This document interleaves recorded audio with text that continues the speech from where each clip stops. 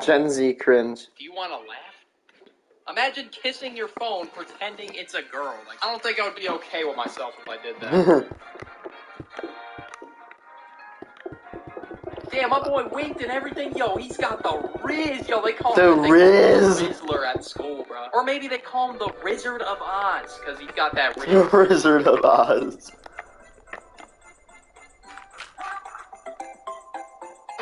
Get back here. I'm not done.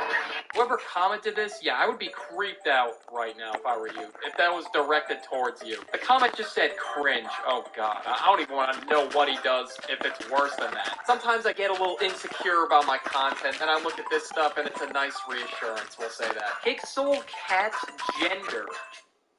What?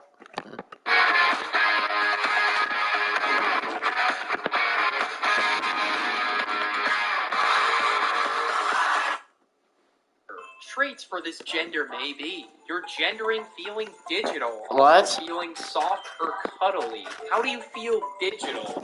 How is that even possible? Would you? I swear to God, there's more genders than AR types at this point. No, I'm not hating it. I'm not talking about like the transgender or non-binary stuff like that. That's forgettable. Like I don't get like the puppy gender stuff. I mean, I guess if you want to go with your fantasy, I mean, you can do you. I'm not getting on that boat. I mean, I'd rather stick with the traditional type of, gender identities. The ones that have been around for decades. I mean, whatever. I won't discriminate. I mean, it's not my job. PC, I have no idea. So what do you say? I'm computer/computer self? I'm being dead ass. I just looked and it's on here. And I'm gonna skip over this because, yeah, I don't want to read all these. Look at them all. There's even emojis on there. How can emojis be pronouns? I don't know. Are you sure you don't Cat. like white boy?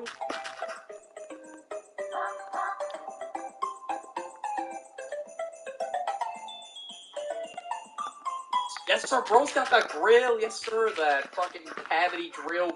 Why does this dude look like the Joker if he was a rapper? If the Joker right now were to just... A little Joker. That's what he would look like. That right there is what I would imagine.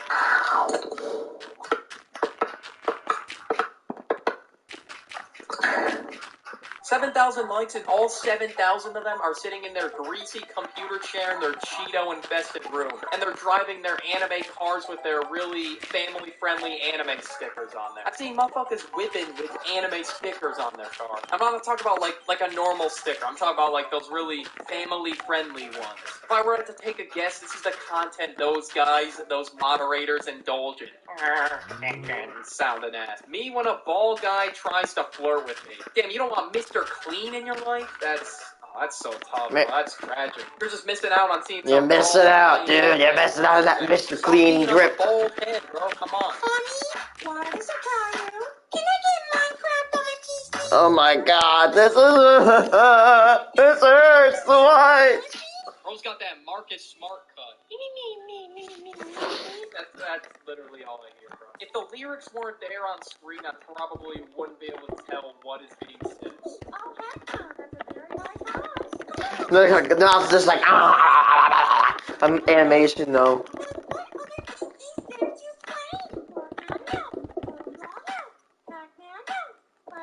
I mean, most games are $60, so $30 is pretty good. And that's Playing Arsenal, I actually played that a little bit yesterday. I'm bad at it now. Fucking action figures, like, remember that game Skylanders? You had to buy like a starter pack with it. It was like $100. It was crazy. Y'all remember that shit, or I just have a weird ass childhood?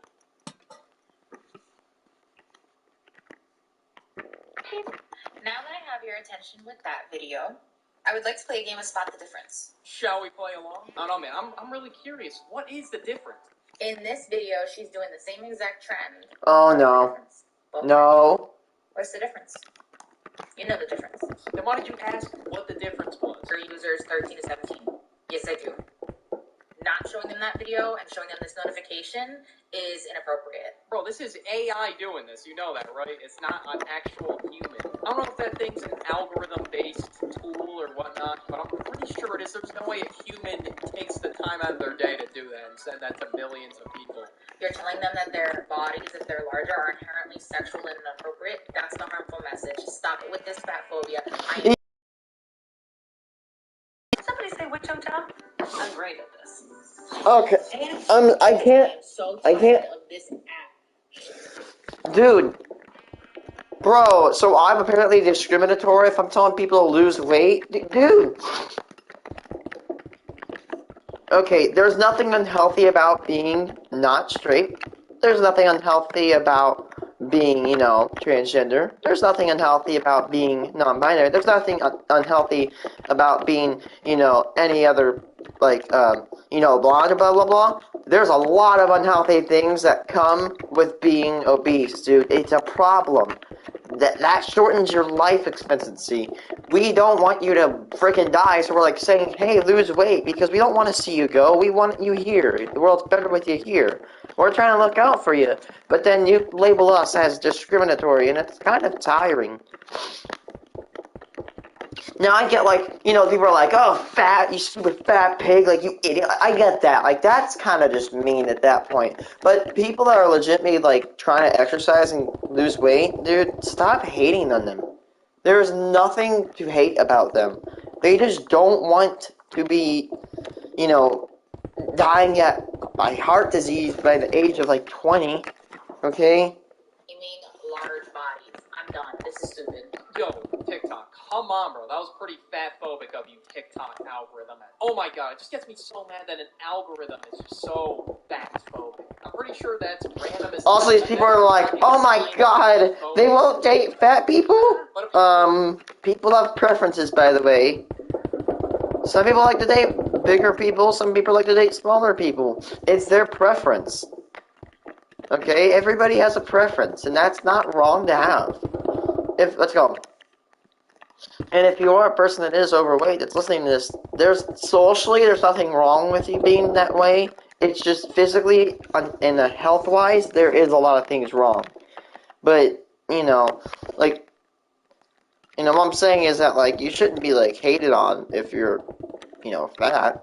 But, I'm saying hate, I mean, I'm talking about people I'm not talking about you need to lose weight, or, peacefully saying, oh, you need to lose weight, or do that. I'm talking about, people are, calling you, fat pigs, you know what I mean? You get what I mean. I'm trying to step around this, so I don't want to say something that sounds stupid. Oh, TikTok headquarters has got to fix their algorithm ASAP. DJ Khaled said these new releases cannot touch the floor. Bro's got that shit on a pillow. Yeah, that's kind of how Gen Z is with shoes, bro. I keep them babies clean, bro. Let's go. I mean, I try to keep my shoes clean, but, the forces I mentioned 5-6 months ago, yeah, those are fucked up. Maybe I should invest in the DJ Khaled pillow. God, dude. Okay.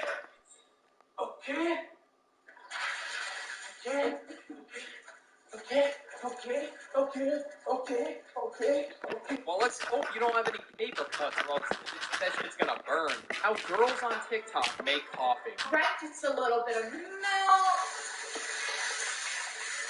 Yes. Creamer. Oh no, the phone, that's totally real. It's probably just a phone case challenge. Let's keep it above. Now let's just pour a whole ass bucket Mr. Clean would use to clean that bathroom up of milk. Yes, perfect. Yes, this will make a great, funny, entertaining video for the game. This is the viral video, guys. Okay, I'm not really much of a coffee drinker. Do people actually add, excess milk and sugar and all that stuff? Kind of. Yes. And just a tablespoon of sugar. And some coffee split.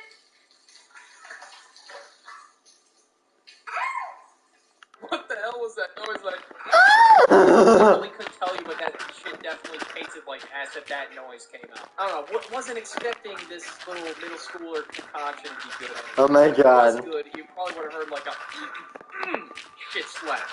See what I find at my fresh blood cake.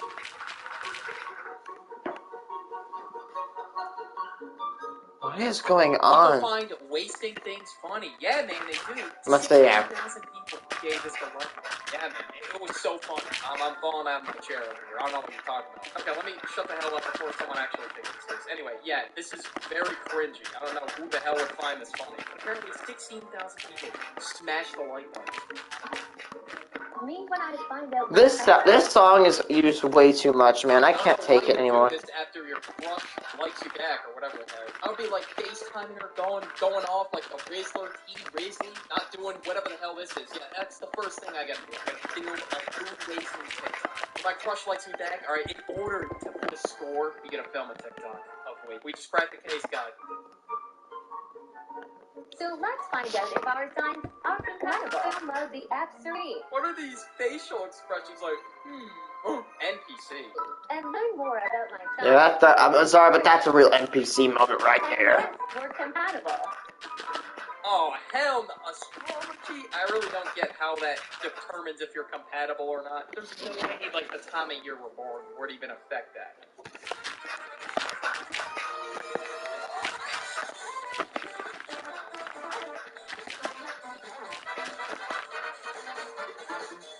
What is going on Like here? the crustiest backpack in the nation. If you actually wear that to school in elementary school, that's how old that shit looks. But yeah, that's such a W tactic, guys. Not like the milk is gonna completely spoil or anything. No, not at all. And the top of the lot, you're eating it in a crusty backpack. This is the perfect snack on the go. Who knows how much dirty pencil shavings are in there? Hell yeah, I want some, bro. You need to start paying for your own food.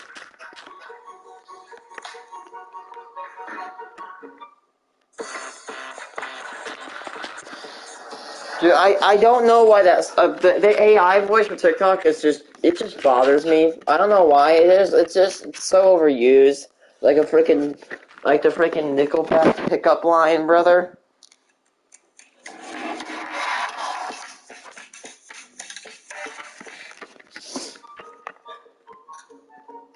Damn, that must be Marvin's room level sadness.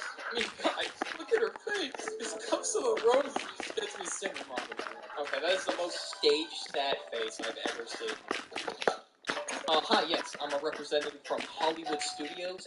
I think we'd love to have you in one of our up-and-coming movies. Superb 10 out of 10 actor. Okay, then she goes on to promote some other app.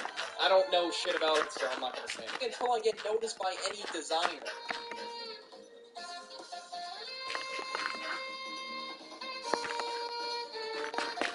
You're gonna be walking for a very long time, that's all I'm saying. If I get any designers watching this, would you approve of the drip? Because I wouldn't. Or it looks like he's ready to go to space or something. It looks like a spacesuit. I guess this is a new style, the new drip on TikTok. It's not gonna happen. Half the Reddit comments on here are blaming your fit. And plus, it's not gonna magically happen in 15 seconds like it's a goddamn movie. Why some men choose Wonder Bread women over you? Guarantee it, she's probably gonna say something like, why am I not getting a top 1% Chadley businessman hit in my line? For you. And when I say Wonder Bread, I'm just talking about girls who are a bit more plain, a bit more basic, average. And you, on the other hand, are like a divine. Are you going for Wonder Bread when I'm right here? Okay, you definitely say I'm not like other girls on the daily. There's definitely that one girl that thinks she's like quirky or something. This is definitely giving me some main character vibes. I can assure you, you're not getting your own anime on. There's 3 reasons why this happens, and I'm going to tell you exactly what they are. Starting with reason number 1, Wonder Bread is cheaper, okay? You get a lot more value for basically half the price of a cookie. What do you mean, half the price, dog? What? I see this. Well, I don't even know what's going on. We're talking about Apparently, I'm out croissants. here shopping. I'm looking. I'm like, oh, that Wonder Bread's looking cheap, man. That's half the price. Like, what? She's treating it like the men are like over here shopping. Everyone's making it mad complex for no reason. Dating is literally becoming its own subject at this point. Like, I gotta sit here and jot down, take notes. Oh, okay, so Wonder Bread, like, no. Like, there's no girl out there, I guarantee you, on this planet watching this video that's taking notes. None. Or there are no crumbs. With a croissant, a lot of crumbs, and some guys honestly don't want to deal with it. But here's the thing. The people that like croissants love croissants. Croissants, they're bad for you, and if you eat enough of them, you'll look like Nick Avocado. So, you know, I'll go with the Wonder Bread. This is a post that I posted yesterday on my Instagram, and it got 14 likes. I have over like 7K. You got 14 likes. Whoa, whoa, whoa, whoa! Oh, oh my God! I got like 7,000 views. I got 14 likes. Oh my God! I'm crying because I don't know what to do with my life. Okay, buddy. It's time to like. Okay, let's see. let's see, popular uploads. Where is my popular uploads? Let's see. Hacker responsive of my crime mines. 1.8 thousand views. 1,800 views, 30 likes. Why is there a lot less likes than there are views? It's because a lot of people that watch these videos are too, like, not insulting them, but they're just kind of lazy. They don't like to like videos. I'm that way too. And plus, I don't know if it's like the same on TikTok because I don't use TikTok. I don't want to become a zombie.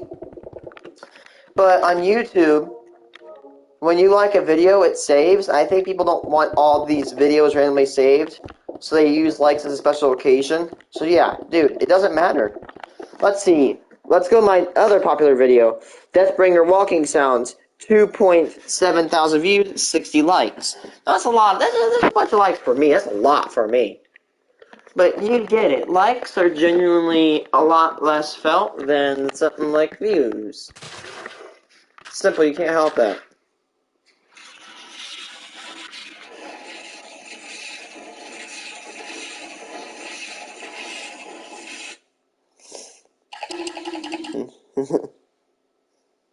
Okay, let's keep going. Do you want a tissue, man? Here, I'll give you a tissue. Here, have a tissue.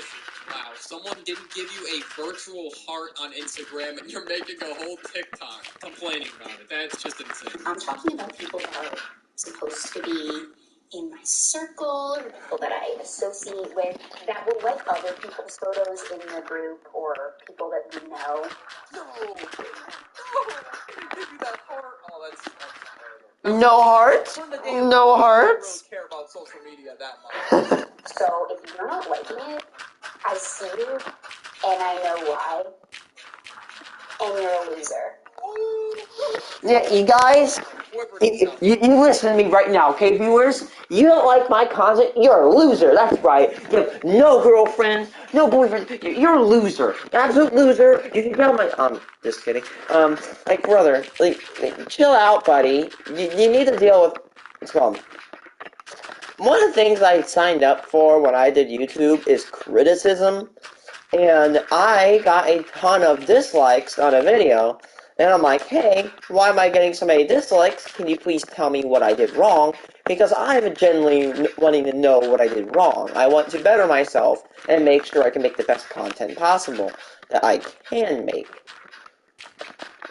And no one responded, but I didn't go on to a freaking hate rage about it. I actually took it with a grain of salt because I'm not a psycho. For not liking your photo. You can't come back from that. You just called you a loser. How are you gonna let the ops slide on you like that? Me personally, I'm not letting that one slide. You know what I'm saying? I'm about to get my get back real quick. And it doesn't bother me, I'm gonna keep posting, but I'm calling you out, I see you. Hi, stalkers. But talk about it not bothering you, yet you make the whole video. Like, you see... Guys, you guys are not, you guys are not liking it. I don't care if I'm showing any emotion to it. I'm not bothered by it. Turns off camera. I'm just sorry. Yeah, I actually almost shed a tear there, too. I might be getting better at crying. Post. Oh my god, everyone's gonna say my Instagram. She's gotta turn off the phone, seriously.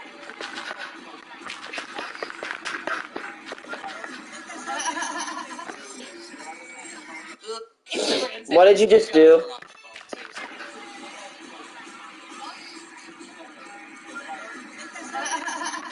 I just licked food that's for sale.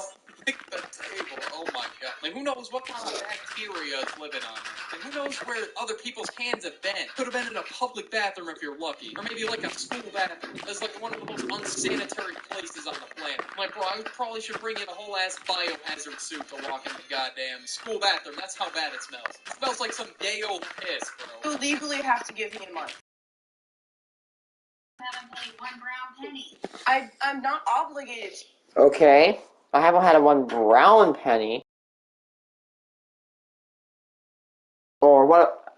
Silly Willy. Not a brown penny. How about a red penny? A deep red corroded penny. How about a green corroded penny? A shiny, very orange red penny. I'm sorry, I'm just joking, because I'm a coin collector and I've seen so many different, colors of pennies. Hell! How about steel? What's it called an orange or red corroded steel penny or a shiny steel penny. I'm sorry, I'll stop. There's tons of penny types, dude. Okay, I was gonna feel bad for this. I've seen this before. I was gonna feel bad, but let's go on. And I can't afford to. Huh. Big old piss, bro. You legally have to give me a month. No, I don't. You haven't paid 1 brown penny. I'm not obligated to, and I can't afford to. You can't just tell me I have 2 weeks to find somewhere. Yeah, that's not how it works. You have to pay your side of the rent. Okay, if she's like anywhere from like 18 to like I don't know, like 25, I guess where it'd be like kind of like stupid to throw her out. But if she's like 26, maybe or older, I don't know, or she's getting old enough to get a job. Like, and to be, I kind of think though. I think the mom gets like 3 out of like maybe 2 out of 5 butthole, 2 out of 10 buttholes, and this lady kind of gets like 8 out of 10. Because yes, you know what? I mean, it's kind of stupid that her mom is charging your rent, but at the same time, you didn't pay your rent, and if you don't get paid, if you don't pay your rent, you get thrown out. It's kind of fair. So I kind of get it, but at the same time, you know, it's her daughter. I think kind of like I think I said this before. I think it's kind of everybody sucks. More the daughter. Get out. Whoever you're living with is probably busting their ass at work to pay for your rent too, because you want to be a lazy piece of shit. Clearly, you agreed on you splitting the rent. You've had over a month. And No, I haven't. look, you have done nothing but dig your heels in and try and make me feel bad about your... No, I haven't. I've been trying to educate you. Educate you. Oh wait, okay. I think it might be another roommate. Okay, I changed my mind.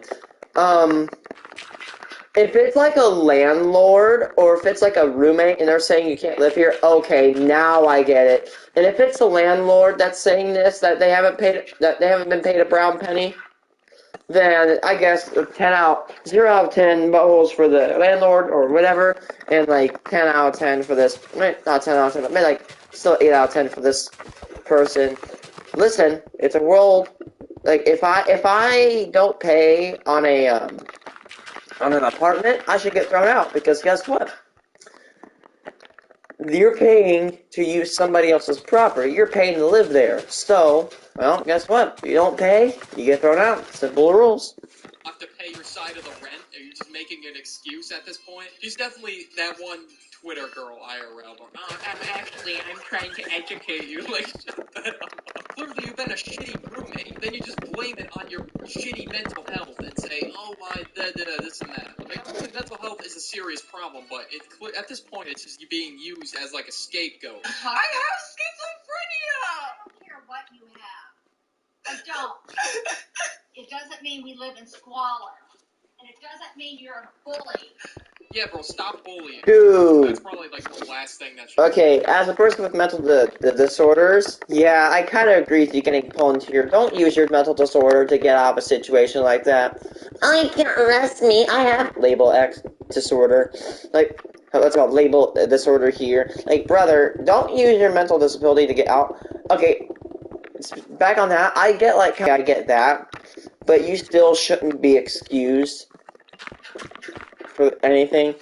I don't know, it's kind of an iffy topic, I don't really want to discuss here, but you kind of get the point that I make. If you're gonna bully your roommate over here, not pay a... Okay, it's a roommate, not her mom. Okay, yeah, never mind, you deserve to get thrown out. You're literally being a parasite, just living off of somebody else's house, not paying them. You literally detonate me, misgender me, and tell me that, like... They're trying to get Twitter to cancel her now. Like, oh god, she misgendered me. Like, bro, it's not gonna work. Moving on other people is... Oh my god, I have to get a new chair. She desperately needs to go find a job. I think I might go shopping, online. I'm trying to... see if I can go shopping on Monday. Would you like me to? Yo, what? This video took a nice deep dark turn into like some street alley. Oh my god, this is the most shady video I've ever seen. Bro, what do you mean by that? Like, why is there some fox on my screen that looks like Nick Wilde asking me if I want to be turned on right now? Like, I think I'm living in a fever dream. I think that's what's going on here. Are we living in a dream? Okay, Okay, never mind. This does not look like Nick Wilde. I'm tripping. I'm tripping balls right now. I promise I'm not on any substance. All the cringe I'm looking at is making me hella dense tonight. Are men trash? Cis, heterosexual men, absolutely, especially white men. Where'd you... You gotta get straight there, bro. A straight white man. Stop giving the LGBTQ community a bad look. Stop. It definitely is. It's not necessary. I stumbled upon Easy Canvas prints the other day, and I am so glad that I did. It was so easy to upload. It's not necessarily something I'm going to say via statistics. I'm saying via experience. Would it be misogynistic if a man said all women are trash? Yes, it's the same way as like reverse racism. So in that case, isn't it kind of, misandry? Isn't that funny? Misandry. But apparently you can say men are trash.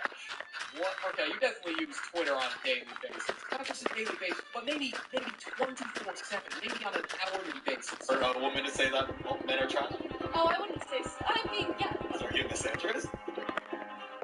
Close to, but I'm trying to come out of that. Am I trash then? Sure, yeah. Personally, I wouldn't think that it's disrespect. I'm just like, clearly you can tell one person is way more intelligent than the other. POV, girl calls guy trash. Also POV, guy has a concealed carry license. Done. You know what I'm going. Brain so much, dude. Like, she's definitely POV, bro pulls out concealed carry license. You know the rules and so do I. Time to die. Sorry, just I just... She's the main character, and I'm just a piece of trash that she's got. Stop giving us dyed-haired people a bad look. About this, and I can't even articulate what it is. I don't like this brown guy. Come on. I don't care how many, shoot, how many commentary channels covered it. This needs to be in the video. Mom. How is Hearing the Blind a demonic act and needs to be canceled on Twitter? Like, these motherfuckers are actually brain dead. Like, there's just a bunch of NPC robots just scrolling on a platform at this point. And it's like, anytime Mr. Beast drops a video, they program, like, this code. They come up, like, this with this reasoning why to cancel Mr. Beast, I swear. It happens every video at this point. Hey, if you pose the transformation of your body, which just No. your new body, just No. be happy in your new Don't body. do it. On your old fat self. No! Progress. They're not like, oh, I just look like a fucking humpback now. Wow, look at me now. Like, no. Dude, stop hating on people that, like, actually This amount of years, be healthy. whatever. Stop. Age or something. I don't know. Like, they're proud of their work. And you should. It's called... And what's called? I'm tired of people hating on people being fat. Someone hating on people being skinny. Like, brother. Shrink your body to value, and it's like, please stop advertising. Please get off my fucking For You page. Look like. Well, you're engaging with the video. What do you expect? It's gonna keep popping up on your For You page if you engage with it. So just if you see it, just scroll right by it. Or maybe get off the phone, and your problems will be solved. There's enough space for that. I don't want it. How many times do I have to report and say not interested to your transformation videos? Okay, maybe the solution is getting off. Just get off. Or TikTok. Alright, clearly. Let's go. For example, I accidentally clicked on a few political stuff back then. I didn't want to watch it. So instead of actually watching, I stopped. And then I didn't get recommended political BS anymore. Like, dude, it's an AI algorithm. If I go on and I search about guns, I'm going to rightfully get recommended a bunch of gun videos on YouTube. That's literally how the algorithm works. If you understood coding or anything back then, or anything like that, you'd be, well, educated on the topic, but clearly you want to. Like, seriously, go outside, go for a nice walk. Like, it'll clear the mind. And you know Oh my god, it's the one stupid person that looks like the angry mustache man from World War II. Yes, I know what his name is. I'm not gonna say it on YouTube because of fear of demonetization, but you know what I'm talking about. Phil, 5, -1, 5, whoopsie, -5, -5,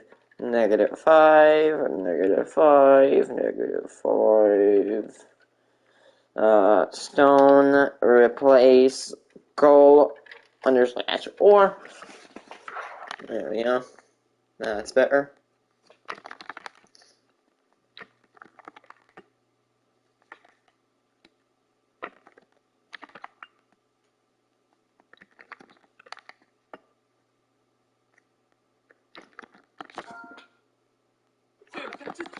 I wasn't kidding. He looks like that man if he were to sit on Twitter 24/7 and do nothing else with his life. What is that drip? Negative drip. Far past negative. Obviously, I can't show the little symbol on his jacket, or else I'm gonna get smited off the platform. And the guy on the left that you're seeing is a survivor of a certain event. You can put the pieces together. And for me, of course, I would not let that slide ever. Like, the amount of disrespect in that video is crazy. And of course, as a result, he was banned. Which should Let's go! no one. And in the video, it's showcasing a new nose ring he got that looks like a peculiar mustache. And his explanation to A very peculiar mustache. Alright, it's time to address the nose ring drama. So if you haven't seen my latest video where I made this new nose ring right here, people are essentially calling me every name under the sun because this dude can't be real. He's gotta be a mishap in AI generation or something. He mustn't glitch. He has to be like a bug. He's talking like a robot gone insane. There's gotta be some errors in his code or something. Bro, the only thing good about Hitler is he doesn't exist anymore, dude. And, it kinda sucks when you are trying to cosplay as him. Like, I thought, what is my generation come to? Yo, boys, time to cosplay Hitler at 3 a.m. Like, let's go. I'm sorry for all you that survived that, trauma, like, cope. Like, oh my god, I don't get these people. I'm sorry, bro. I feel like I'm the last person of my generation. Like, dude, I'm like the last bastion. Like, I'm, like, my generation is just a failure. I'm sorry. These guys, like, you have these World War II vets that literally absolutely fought to the death. You have these other dudes that are like farmers. They worked hard. We literally just sit on TikTok all day long. Like, brother. The people that say, like, oh my god, people on video games are like, oh my god, there's these, like, they're so, like, annoying TikTokers that literally try to cosplay as a war criminal from the 1940s. Like, oh my god. I'll tell you guys a little something about me. And you can call me crazy, you can call me whatever you'd like, any name under the sun. But I'm very in tune with my past and my past lives and lifetimes that I've lived before this one. My last life just so happened to be a very infamous one. How many altars do you have? Correctly states it, but it's not looking good. And he wore a certain symbol on his jacket. Where did he die at? Yeah, he definitely thinks he's that guy. I don't know what kind of stuff this dude's been doing. I don't know what experiments he's been doing in the laboratory, if you know what I mean. He has been experimenting with something. Some sort of white powdery substance. White powdery substance. Let grass go outside for the sake of our safety. I mean, who knows what this dude will do? He thinks he's the man with the peculiar mustache. Keep throwing on Twitter like a robot, please. Me offing myself was one of the first memories I had from that lifetime. It came to me when I was 5 in my nightmares. You can see right where I shot myself, too. Where? And just so many other things throughout my life have connected me to my past. After this little stun, I don't think this dude will ever get a career. Oh my He's banned god. on TikTok, so no more TikTok pennies coming in. And if any employer sees you doing whatever this was on social media, you're out. No one wants a mentally insane person who thinks they're the man with the peculiar mustache working at their company. Yeah.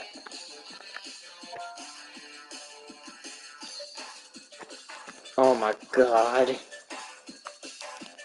Like, this dude actually looks like a threat to society. Even worse. This dude looks like he's gonna game at me in my sleep or something. Like, you're supposed to give off a friendly vibe on the dating app, I would assume, and not whatever this is. And not look like a man with a peculiar mustache, of course. This isn't the only person. There's been many people who've been running into him on Tinder. You gotta be way further than down. Cybird. Swipe on that. That's all I'm saying. I don't think anyone would reach that level of in the trenches. I think it would just be impossible at that point. If you live near this guy, God bless your soul, but don't fear. He's not gonna step outside. There's no way. Oh my god, why do people like these songs? I hate this. Petconomics Savings Lesson 12. At Petco, Dog. better care for your pet means more savings for you. Now the ball's in your court. Vital Care by Petco makes it easier and more affordable to care for your pet. Petco. Healthier pet, healthier budget. Ready to refresh your style with Stitch Fix? First, tell us how you like your clothes to fit. Colors you like?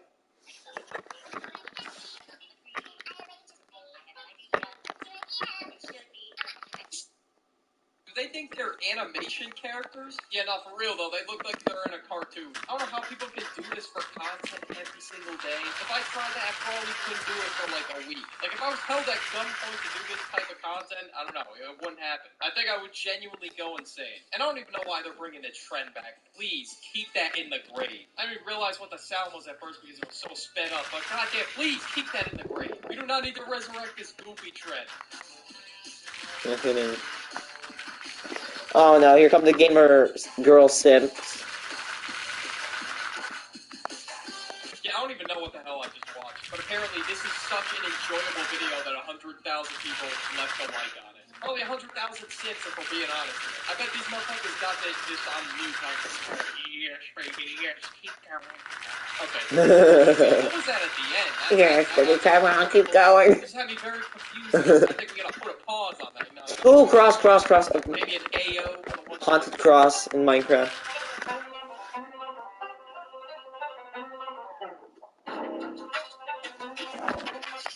How does this audio sound good? Damn, she doesn't need a stylist. Look at the drip. Look at the drip. No stylist needed for that one. Just handcrafted drip. I would not be caught dead walking outside with that on. I'd probably get shoved into a couple lockers if I pulled up with that drip at school. Although she's got a car, I don't think she's got that dog. I don't know, man. Something about this video made me recoil. It's all hypersensitive. Bro thinks she's Bella Porch, I guess. I can't really speak though because I'm a clone of like 50 million people. There's like tons of people who do the same content as me. Well, you know what? At least I don't do this though. Nah, I just looked in the comments. Bro said, "Right hand, I choose you." Nah, you're crazy for that. Say psych right now for the one time, please. The Sims, they do be lurking. We are at 24. I don't know where this is going, but you know what? Let's see.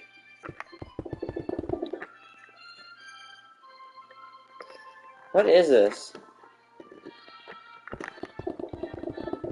Well, we could be the two for you. Yeah, that was a pretty goofy pickup line, I'm not gonna lie to you. If I tried that, it would just not work. I would get rejected instantly. Like, I would just make people cringe if I just said, "Oh, well, lady, we could be the two for you."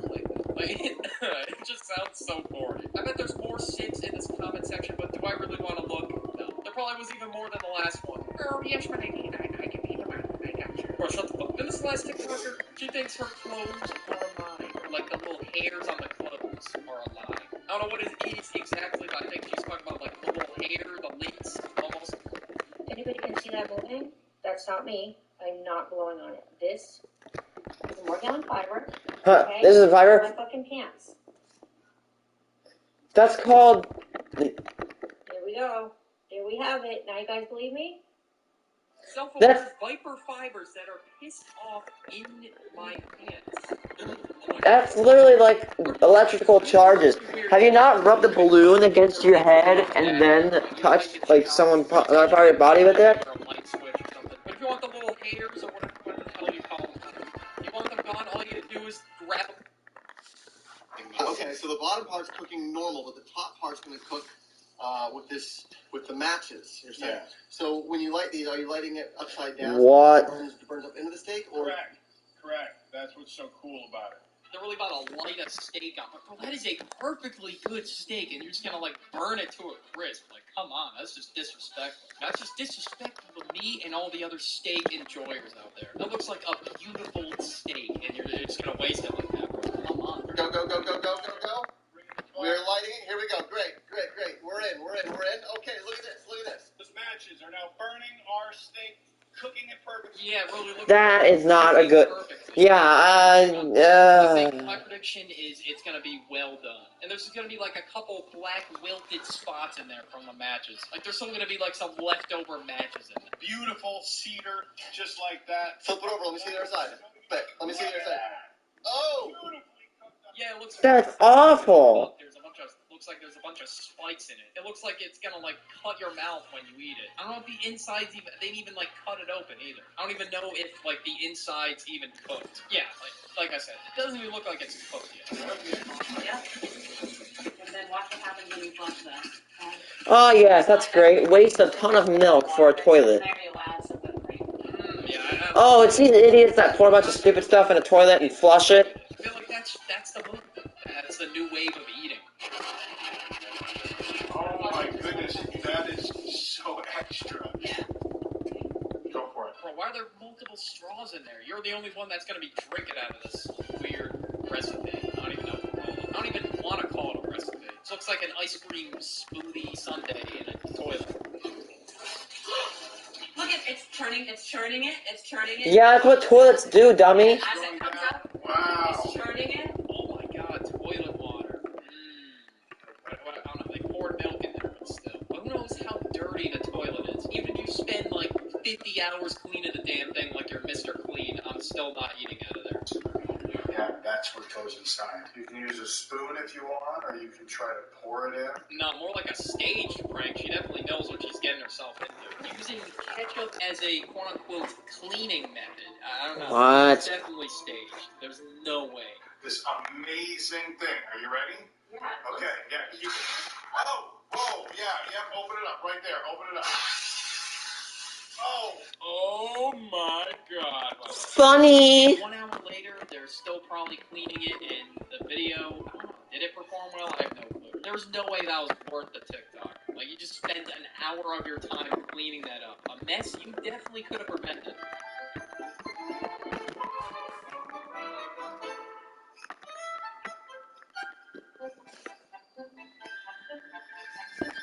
Bro, this music has got me in the mood to get sturdy. I'm like, why the hell does he look scared? It looks like the food's like about to like jump at him and attack him. Planets aren't real. You heard me, and I have proof. Lied to my whole life.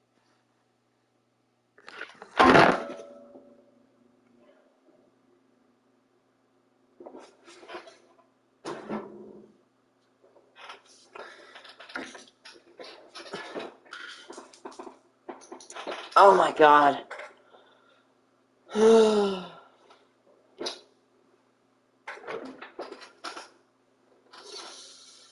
Oh my god.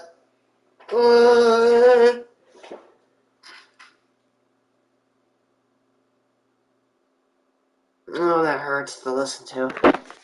Planets aren't real, apparently, people. Go to school. Keep your children in school. Just don't let them leave school, please. You know, I would sit here and try and defute this whole video, but You can't argue with an idiot. It's a nice, beautiful April day outside, man. I'm not trying to actually, yeah, I'm good. I'm all set. Yeah, I'm gonna skip this video, maybe phone a friend, because this is just tough. If you made this far into the video, comment the letter Z if you made this far, so I can see who the real ones are, bro. Let's go. But seriously, I appreciate you watching to the end. Like, it means a lot. And I hope you did enjoy the compilation I put together. Thank you to my channel members, and I'll catch you on the next video.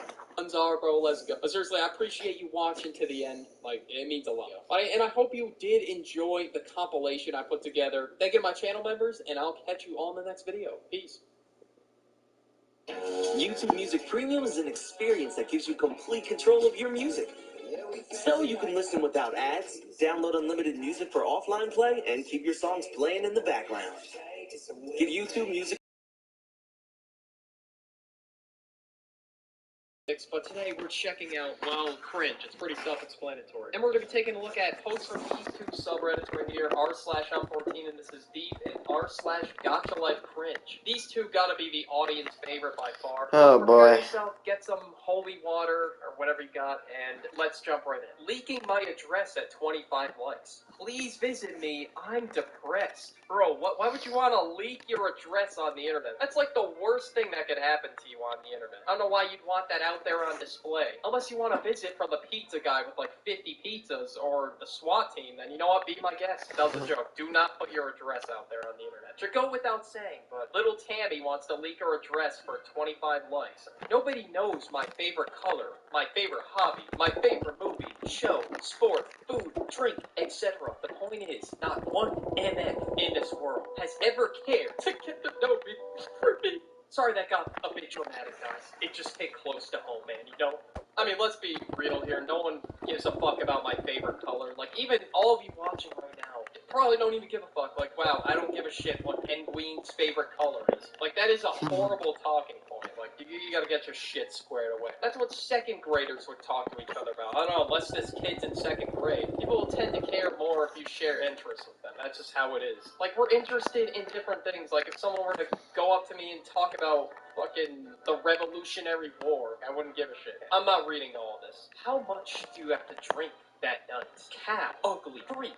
Look at yourself. What were you wearing that night? You need to wax your eyebrow. You eat a lot for a girl. Well, they're only gonna hate you more if they fucking find out that you're sitting here making a gotcha-like post about it, crying over it. Like, let's be real, if people were to hate you, they're gonna do it more. They're gonna hate you more if they find out it bothers you. I don't know, what's the point of posting this on the internet? People say. And yes, if we women do get to be insecure. Who said you couldn't? Literally everyone and their mom is. But yeah, of course, gotcha kid, if you're watching this, don't get hung up on your insecurities. Like, that is the worst way to live your life.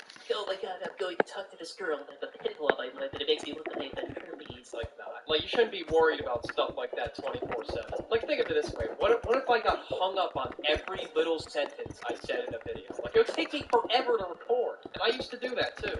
You're hot.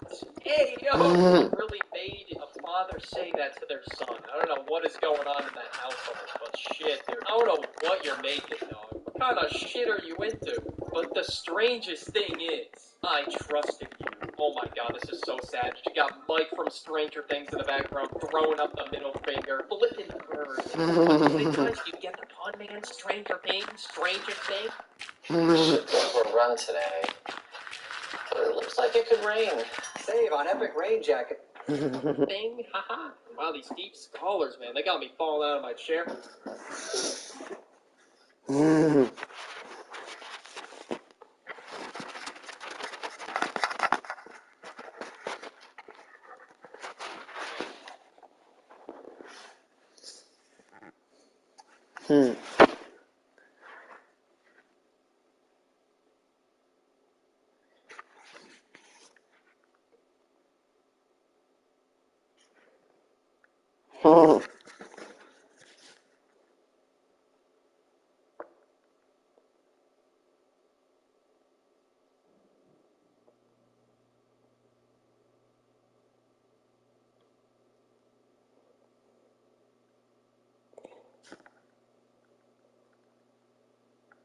It's called, oh wait, oh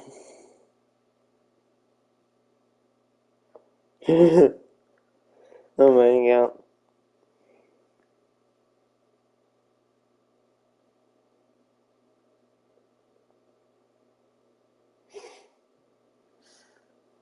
Best MREs, meals refusing to exit. The best MREs. Meal ready to eat. Meal. We often get a bad rap from military personnel, who often alternatively refer to them as meals rejected by everyone, meals rarely edible, or meals rejected by the enemy. But while there are certainly a few downright horrible MREs, they're not all that bad, with some even being considered to be culinary masterpieces. Chili Mac. In 1995, one of the most popular MREs ever made was introduced to hungry American soldiers. The chili and macaroni is now a celebrated MRE, winning diners over with mouth-watering combinations of delicately soft elbow noodles, taco-flavored beef crumbles, and rich tomato sauce. Complementing this delicious main course is a host of additional treats that can include a salted It's called MREs. They're kind of like Pandora's box, but good. You could literally get peanut butter jelly sandwiches. You can get steak. You can get like macaroni. You can even get Skittles in MREs. There is an endless amount of MREs you can make. How it works is that there's a chemical mixture, and that when you mix it, it reacts to form heat. Heat that is strong enough to cook whatever food is inside of your MRE. It's really complicated. You'd have to search it up. Not really.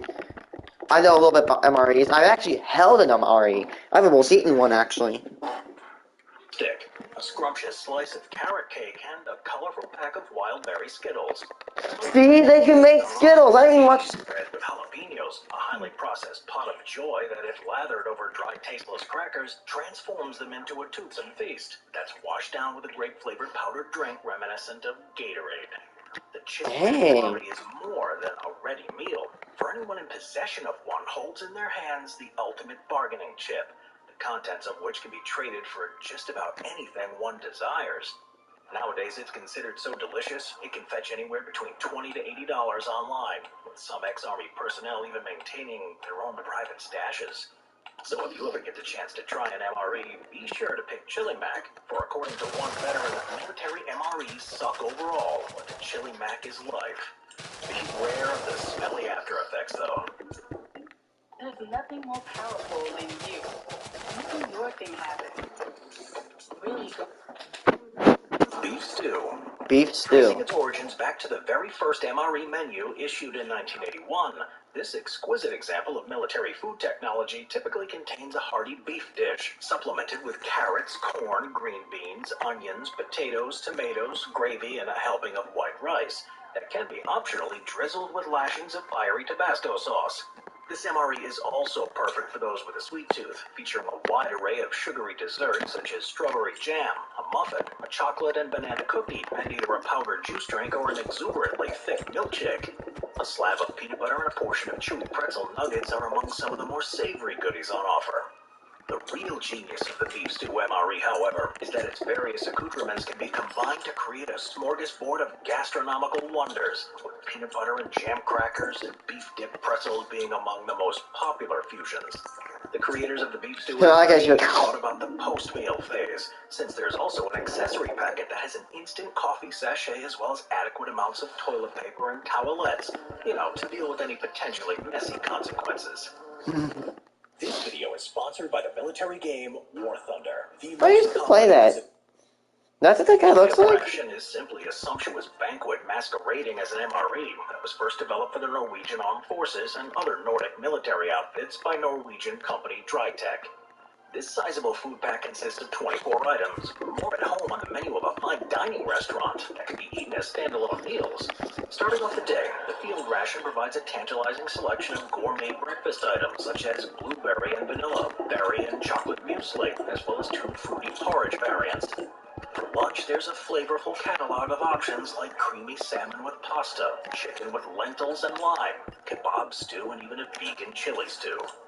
For dinner, one can chow down on chili con carne, pasta bolognese, pulled pork with rice, and Norwegian staples like cod and creamy curry sauce.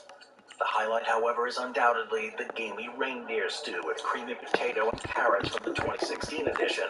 That's so good that the famous MRE reviewer Steve Thomas proclaimed, quote, "I cannot stop eating it." This MRE is also jammed with energy drinks, chewing gum, coffee, and disinfectant swabs, making it the perfect support package for lengthy Arctic adventures. Make sure to keep it away from the polar bears, though.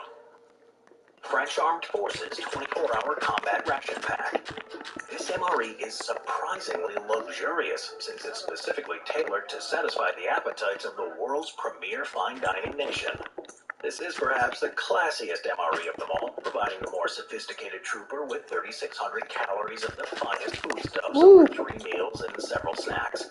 Soldiers can either drink Arabica instant coffee or tea as they gobble down a breakfast of strawberry muesli, nougat, fruit, and plum jam.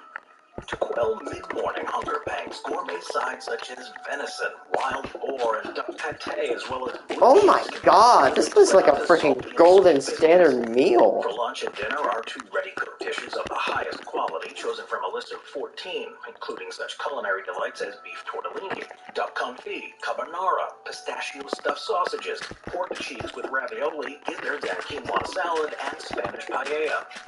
To top it all off, the French MRE contains a matchbox adorned with pictures of the Eiffel Tower and the Arc de Triomphe, allowing the soldier trapped in a godforsaken hole somewhere to bask in the glory of France's greatest architectural achievements as they eat by candlelight. Buffalo chicken. The legendary MRE that had such an impact on the appetites and orifices of American servicemen during its original production run between 2009 to 2011. Packed tightly in this food packet is a bounty of enticing riches ranging from toffee cookies, Reese's chocolates, and instant cappuccino, to Stonewall classics such as jalapeno cheese bread and wheat snack bread. The buffalo chicken MRE, however, is most renowned for the tasty orange buffalo sauce that not only saturates the chicken wings and fried rice, but any post-meal waste product that emerges from the rear end. For although delicious, the buffalo chicken MRE certainly has a few explosive side effects. Oh. For example, one U.S. veteran has remarked, in reference to supporters of the NFL team, the Buffalo Bills, that the effect on the stomach is, quote, like having 40 tailgating Bills fans making a mess of your insides, end quote. Accordingly, the same individual advises to, quote, dig the latrine before you crack this bad boy open, end Oh quote. my god. The buffalo chicken was discontinued in 2011, while an improved prototype was canceled in 2015, since the ration was more likely to loosen the bowels than bung them up, as is the goal of most other MREs. Oh my god. Can you imagine having that happen on the Surveying the annals of history, it's almost impossible to on the battlefield, just absolutely going. pre-modern army that was fed as well as troops are today. The one exception are the Janissaries, a band of elite warriors that served the Ottoman Empire from the late 14th century until 1826. These highly trained killers acted as the Sultan's personal bodyguard, which meant they always had to be in tip-top shape in case they were forced to defend their master. As such, their diets were superior in comparison to other soldiers of the time. Janissaries subsisted on daily generous hunks of freshly baked bread, or biscuits if bread was unavailable, that were eaten alongside a meat ration of approximately 200 grams, supplemented by honey, coffee, and rice, with bulgur and barley also issued to feed their horses. The Janissaries not only ate well, but were unique in that their organization drew heavily on food as a way to foster a spirit of comradeship within their ranks. The Janissary hat, for instance, was called a burk and was embellished with an ornament known as a spoon holder, which was meant to symbolize that all Janissaries were messmates. Furthermore, a Janissary who was in charge of a regiment was generally referred to as a chorbabashi, which translates to head of soup, while non-commissioned officers bore titles such as head water carrier, scullion, and master cook. In battle, the most heinous crime that could be committed by a Janissary was allowing their kazan, a type of symbolic cauldron, to be captured by the enemy. And if disenchanted, Janissaries could even declare an official mutiny by kicking their cooking pots over. This, of course, probably wouldn't happen today, since soldiers are far too preoccupied with stuffing their mouths full of processed goodness to make much of a fuss. As it turns out, they're not really that interested in biting the hand that feeds them. No, I wouldn't be either. See, let's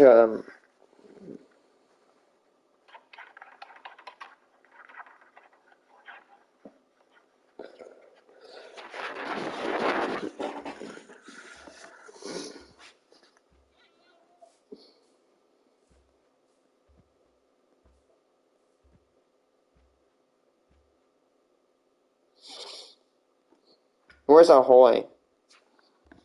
There's this YouTube channel called Ahoy, and he makes these gun videos.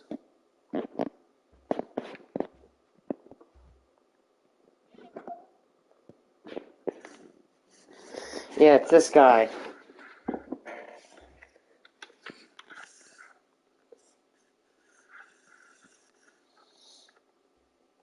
Or, what's it called? Forgotten Weapons.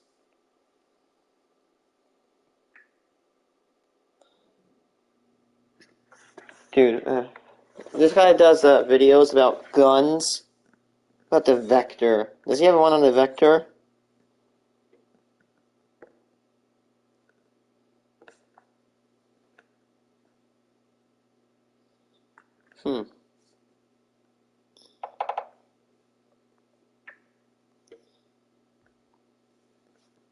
Surprised he doesn't have one.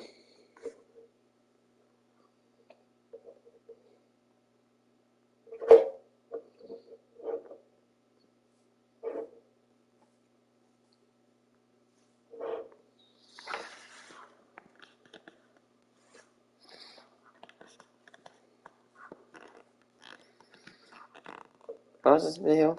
Sorry, I'm trying to find something to watch.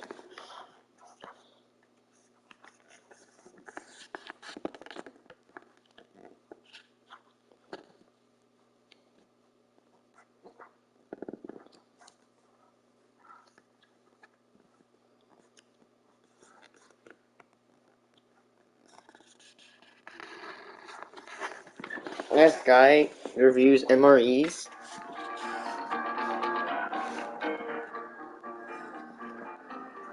Dude, An entire YouTube channel that reviews MREs?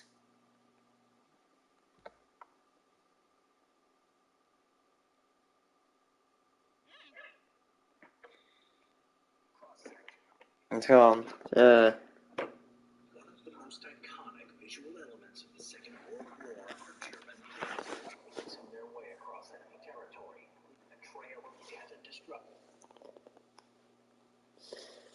God, this guy who shoots a Chris Vector, this is insane.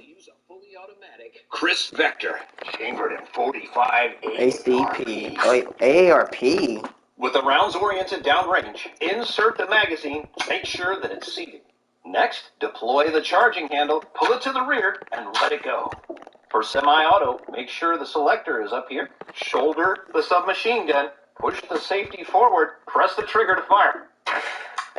For burst fire, switch the selector down to the next position. Press the trigger to fire. We'd like to thank Silencer Central for sending out the Chris Vector. Oh, yeah. I love For full Vectors. auto, switch the selector to the bottom. Press the trigger and hang on to your... I love the Vector. It's so good. It just goes... And just absolute... If you sit on Cat Island, you're surrounded by cats really fast. Purina Kitten Food provides a head start Really to fast. a lifetime of health. Because Purina... Oh my god.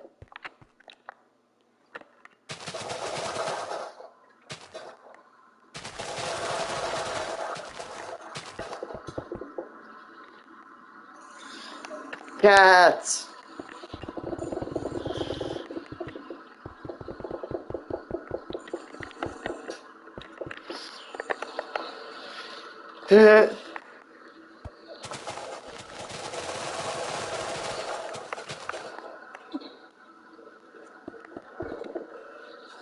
Oh.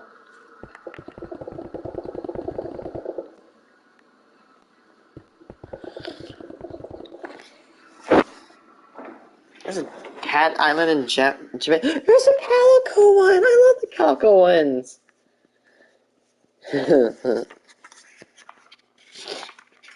I love the calico. The calico cats are my favorite. Those are my...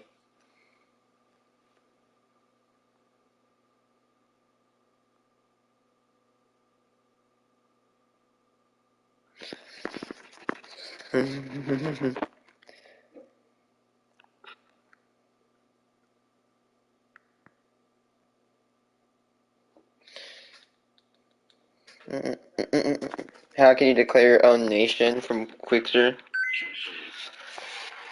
If you're as neurotic as I am, you've probably pondered at least once. Can I found a sovereign nation and declare myself head of state, thereby exempting myself from the duties and responsibilities demanded of me by my current government, such as paying taxes? Well, actually you can, but as you can imagine, there's some work involved.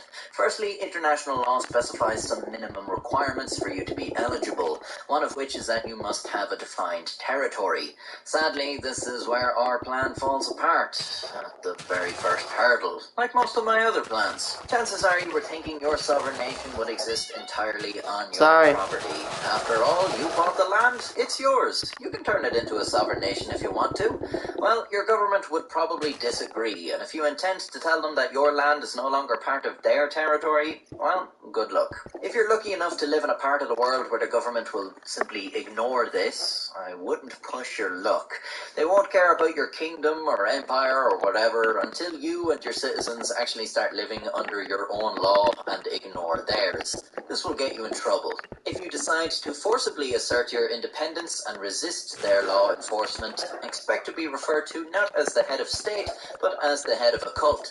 Enjoy that while it lasts. So to summarize, you basically got two choices for your dreams of statehood. Have them completely ignored in every official capacity, or go down in a bloody blaze of glory in resistance to the government. Both these options have been tried and tested by many before us, and today we'll be taking a look at one such story. What happened to the self-declared Emperor of the United States? Joshua Norton was born in 1818 in England. 2 years after his birth, he and his family moved to South Africa. As merchants, they enjoyed a degree of wealth, and when Joshua left for the United States in 1849, he brought with him a personal fortune. Arriving in San Francisco, California, Joshua Norton quickly got involved in real estate and commodities trading, multiplying his wealth. He became one of San Francisco's more prosperous and respected citizens, enjoying the high life as a member of exclusive clubs and committees, rubbing elbows with the upper class at expensive parties and fancy establishments. As an eternal begrudger, it sounds to me like this guy needed to be taken down a peg or two. Unfortunately for Norton, the divine peg movers erroneously dropped the peg to the floor, where it fell in dog shit and no one wanted to pick it back up again. For you see, in 1852, a famine in China created a shortage of rice in San Francisco, driving the prices up nearly tenfold. Seeing an opportunity and thinking the price of rice is nice, Norton located a ship returning from Peru with rice and bought the entire shipment. It was a license to print money, until very shortly after, when a bunch of ships arrived, also carrying rice and of better quality. With the supply restored, the prices plummeted, leaving Norton in a spot of bother. He tried to void his rice contract, stating the quality was not up to snuff, and this led to a lengthy legal battle. After 3 years, the courts ruled against Norton, and he was financially ruined. He was soon living in a boarding house. Norton grew disillusioned with the state and the law, which means he's back in my good books. Now a downtrodden outcast with nothing to his name but a rebellious attitude towards the man, Norton decided there was only one course of action. He had to take matters into his own hands. In 1859, he had a letter published in a San Francisco newspaper that read, "At the peremptory request and desire of a large majority of the citizens of these United States, I, Joshua Norton, formerly of Algoa Bay, Cape of Good Hope, and now for the last 9 years and 10 months past of San Francisco, California, declare and proclaim myself Emperor of these United States, and in virtue of the authority thereby in me vested, do hereby order and direct the representatives of the different states of the Union to assemble in Musical Hall of this city on the 1st day of February next, then and there to make such alterations in the existing laws of the Union as may ameliorate the evils under which the country is laboring, and thereby cause confidence to exist, both at home and abroad, in our stability and integrity. Norton I, Emperor of the United States." For the next 20 years, Norton acted as emperor, although in reality he was a pauper. Whether it was all in good humour or his fall from the top to the bottom had driven him mad is not quite known, but most seem to agree he was an eccentric character. Through the newspapers, he issued many decrees on matters of state, abolishing Congress, dissolving the two-party system. He even called for the construction of a suspension bridge from Oakland to San Francisco in 1872. In this, he was somewhat of a visionary, as the San Francisco Oakland Bay Bridge began construction in 1933. Coincidence? Well, yes, actually. The government totally ignored Emperor Norton. But despite his increasing frustration at this, other than commanding the army to arrest politicians and further decrees, he didn't take it any further than that and lived under the law like most other citizens. So how did the other citizens view him? He was actually well liked. He had been a respected member of society beforehand and was always described as friendly and kind. Many of his decrees had the well-being of everyday citizens in mind, focusing on things like taxes and the upkeep of the streets. And he spent his days wandering around the city listening to people's problems, attending public lectures and debates, and even state legislature proceedings, ensuring he was well versed in the troubles of his city. Because of this, many humoured him in his stylings as emperor. He lived off people's donations, that he called tax. He issued his own imperial money, and some businesses even accepted this, even though it was completely worthless. As an aside, some of these notes survive to today, and they're worth quite a lot of money now. A nearby army base donated old uniforms for his regal outfit, and when the people of San Francisco noted his appearance was starting to look shabby, the city's government bought him new uniforms. In a local directory, his occupation was even listed as emperor, although I'd also stated he was insane. This was a notion shared by some others, including a special officer in the Auxiliary Police Force, which was little more than a private security force that operated under the actual police force. This officer arrested Norton in 1867 and tried to have him committed to an asylum. This outraged Norton's loyal subjects, who pointed out that he was a harmless eccentric who had committed no crime. The police chief ordered the release of Norton and issued an apology. Norton responded by granting an imperial pardon to the special officer that arrested him. From then on, the police saluted Emperor Norton as he passed in the street. He had captured the hearts of the people, but his empire was largely powerless without official recognition. To this end, Norton attempted to establish diplomatic relations with various foreign leaders. These attempts often went ignored, such as his proposals to marry Queen Victoria. Refused to recognize the US government near the end of his reign, instead acknowledging Emperor Norton as the sole leader of the United States. As his fame grew, so too did rumors surrounding his legend. Some claimed Norton was the son of French Emperor Napoleon III. Some claimed he was massively wealthy. It's thought a lot of the rumors surrounding Norton's life came from newspapers inventing decrees and publishing them under his name. On January 8, 1880, Emperor Joshua Norton collapsed in the street while on his way to a lecture at the California Academy of Sciences and died at the age of 61.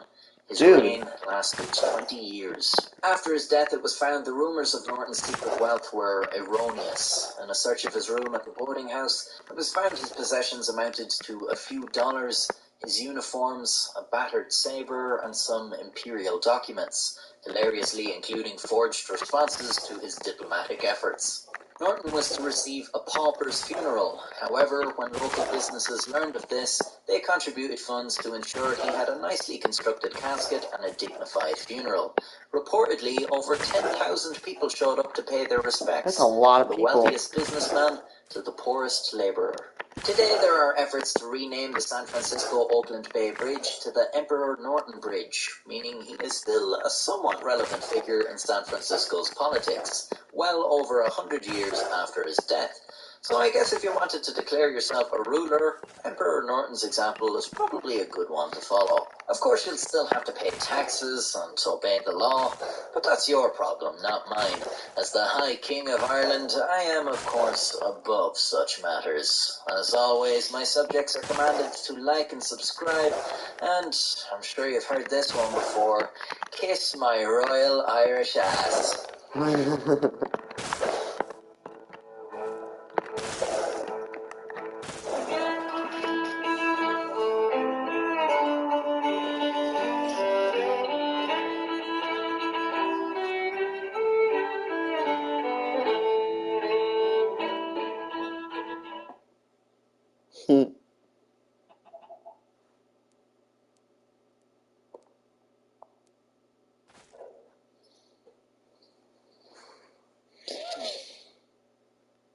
The world's worst swimmer conquered the Olympics.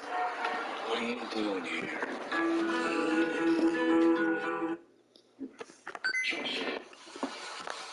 Swimming. It's an incredibly important life skill. Or at least it seems that way until you sit down and really think about it. For the vast majority of people today, learning to drive is a much better investment than learning to swim. And while it is nice to know how to swim, and it might even prove life-saving, a lot of people can comfortably go their whole lives without learning. It may surprise you all to know that Cukesir is not a strong swimmer. I mean, I can swim, just about, but not with enough confidence that I'd be getting into any body of water I can't stand up in, outside of an immediate emergency. Once when I was a kid, I almost drowned in the swimming pool. For some reason, the lifeguard just watched for what felt like an eternity as I bobbed up and down in the water. Each moment submerged, spent frantically fighting with my airways plugged with water, and when I occasionally managed to surface, I had but a second to expel it, gasp for air, and scream before my airways were flooded again. And each time I surfaced, I was getting less and less air. I was reduced to an unthinking, panicked animal as I thrashed around, desperately trying to escape. which only served to quicker exhaust my supply of air and make it harder to breathe. Eventually, in the agony of drowning, a strange feeling washed over me. I knew I was going to die. I realized the futility of my fighting and how it was only intensifying my discomfort and distress, and instead decided that if I were going to die, it would be best to make my last moments as peaceful as possible. I stopped fighting and accepted my fate. I felt calm. With my newfound calmness, I quite easily managed to prevent my drowning. That day, I had learned a lesson that would save me in future emergencies. Don't panic. Still doesn't make me a good swimmer, but I share that in common with the subject of today's video, Eric Moussambani, who swam in the Summer Olympics in 2000, despite never having even seen a 50-meter swimming pool. Eric Moussambani was born in Equatorial Guinea in 1978. After school, he developed an interest in swimming, which was odd as he didn't know how to swim. Football was the big thing in Equatorial Guinea, and Moussambani found it difficult to even find a pool he could use to practice. Regardless, he was determined to pursue swimming. And so, in his early 20s, he went out to the lakes and rivers and asked the fishermen to teach him to swim. And that's how Olympic athlete Eric Moussambani learned to swim, instructed by fishermen in a river at the age of 22. Moussambani continued practicing until 5 months later, when he heard some peculiar news on the radio. A national swimming federation had just been established, and they were recruiting at a nearby hotel. It was the perfect opportunity for Eric to receive professional training and swim competitively. Except it wasn't. When he arrived at the hotel's pool, he found he was the only person to show up for trials. He was instructed to get in the water, but after only a few minutes, they told him to get out. They told him to start training because in 3 months he'd be going to the Olympics to swim in the 100-meter freestyle. This came as a massive shock to Moussambani, not because his dream of becoming a top-level swimmer was basically realized in an instant, but because he had never heard of the Olympics. He went to the library and looked it up. You may be wondering how someone who had never even heard of the Olympics was qualified to go when some people dedicate their entire lives to making their country's Olympic team and never make it. This was because the Olympic Committee awarded Equatorial Guinea a wild card as part of a program designed to encourage participation of developing countries. This meant Eric Moussambani was guaranteed a spot, unlike most competitors who must hold a qualifying rank that proves they are one of the best in the world. With no dedicated training facilities in Equatorial Guinea, Moussambani continued his swimming in the lakes and rivers, although now he also had access to the hotel pool the trials had been held at. This wasn't much help though, as the pool was only about 13 meters long, and he only had access to it from 5 a.m. to 6 a.m. In September 2000, Eric Moussambani was off to Sydney, Australia for the 2000 Summer Olympics. He had only learned to swim 8 months beforehand. The flight from Equatorial Guinea to Australia included many stopovers and took 3 days. When he arrived, Moussambani laid eyes on the Olympic swimming pool for the first time. He was horrified. At 50 meters, he had never seen such a long pool, and he would have to swim 2 lengths of the thing. This is where it became clear that Eric's training was not nearly good enough. The Olympic swimmers had technique. They coordinated their strokes with their breathing, keeping their faces underwater except during small windows in their strokes in which they inhaled. Eric had none of this. Eric just swam, but he was really struggling in this 50-meter pool during practice. He could only make it halfway. He watched the other swimmers to observe what they did, and he often asked people around the pool for help. One South African coach was suspicious of this. Moussambani clearly did not belong here. After verifying that he was indeed competing in the games, he informed Moussambani of his first mistake. The shorts he bought in the second-hand shop were non-regulation, and he would be automatically disqualified wearing them. Instead, the coach gave him a pair of competition trunks and some goggles, and spent some time with Eric instructing him and helping out with his technique. On the 19th of September, the time had come for Eric Moussambani to compete in the 100-meter freestyle. There were 70 other competitors. In the opening heat, Eric would be swimming with 2 others, a swimmer from Nigeria and a swimmer from Tajikistan. The 3 men lined up at the blocks and waited for the signal. Well, actually, no, they didn't. The two other fellas jumped in prematurely and were disqualified for false starts. An official informed Musambini he would now do his laps alone. This was an absolute nightmare for Musambini. The venue held 17,500 seats, and all eyes would be on him and him alone in an event he didn't even think he could finish. Oh, he boy. was going to humiliate himself and his country. He told the official, "Please, I can't do it." But he had to. Musambani got up on the block again. He was scared. There was no way he would qualify for the semi-finals, but that didn't even matter. All that mattered to him now was the 50 meters ahead of him. That would be a struggle, but then another 50 meters back? Impossible. Or was it? He had learned a lot from his time here. People had helped him. He had gone from swimming in African rivers to training in the Olympic pool in a very short time. So what did that say about Eric Musambani? It said he was a conqueror. Everyone else had professional instructors and full-fledged training facilities. That's what made them champions. But Eric had something else, and that's what made him a conqueror. So why shouldn't he make the 100 meters? Why shouldn't he make the podium? Why shouldn't he come back to his country with the gold he won for them draped around his neck? The champions have had their time. Now it's time for a conqueror to show what he can do.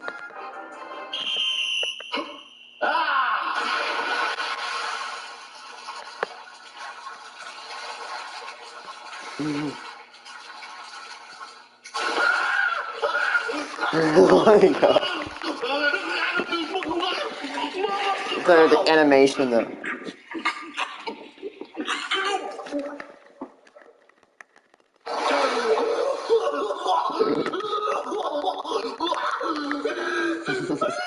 The animation he put in this though.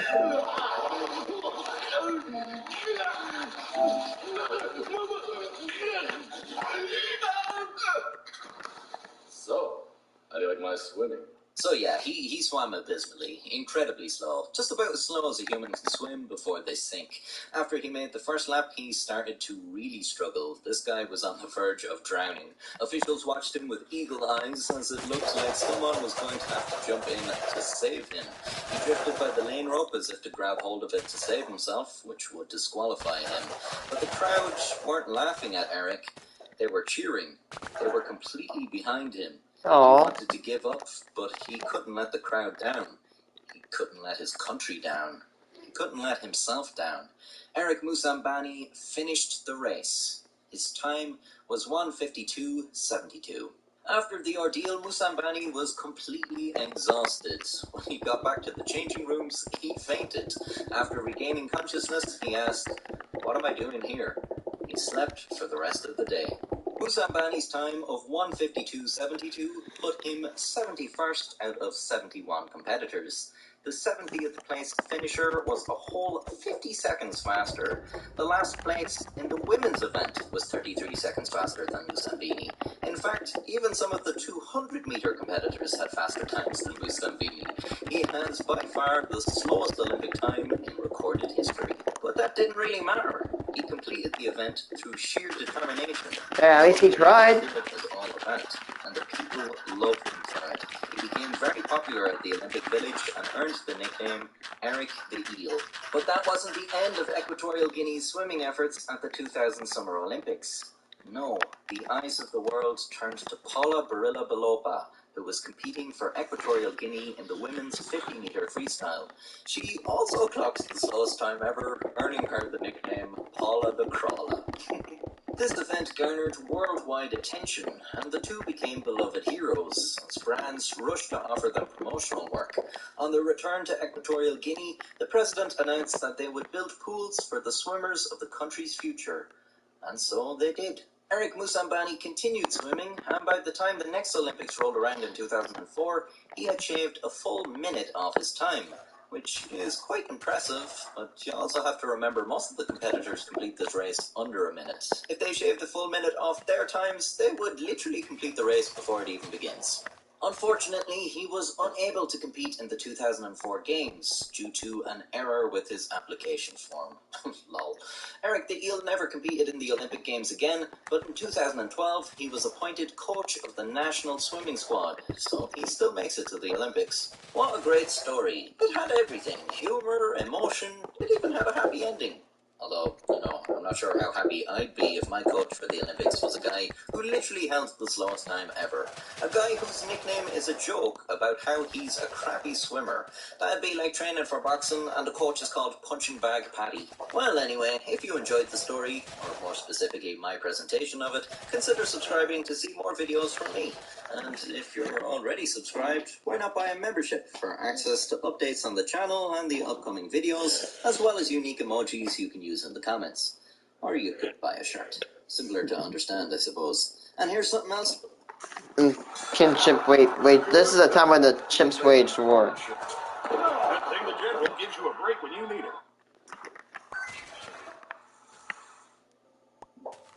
For a long time, humanity has had a fascination with monkeys, especially chimpanzees, some of our closest relatives from an evolutionary standpoint. By observing these creatures, we get a glimpse of what humans were like before we were humans, before we wore clothes, before we learned to farm, before we invented the internet and tragically regressed back into slabbering mindless apes. But chimps have proven to us that some behaviors are more innate than all of those and come more naturally to us. Perhaps the most interesting of these, and most depressing, is war. Often thought to be the scourge of mankind, war was first observed in chimpanzees not too long ago when one faction of chimps drew blood on another in Tanzania, leading to a power struggle lasting years.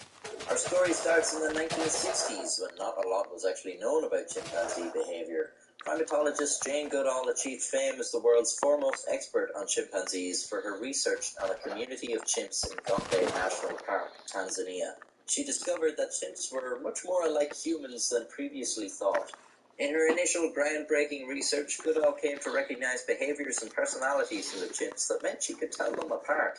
She even started to give them names. She had set up bins of food for the monkeys, and observing their behavior and visiting the food sources allowed her to discover the relationships the chimps had with each other.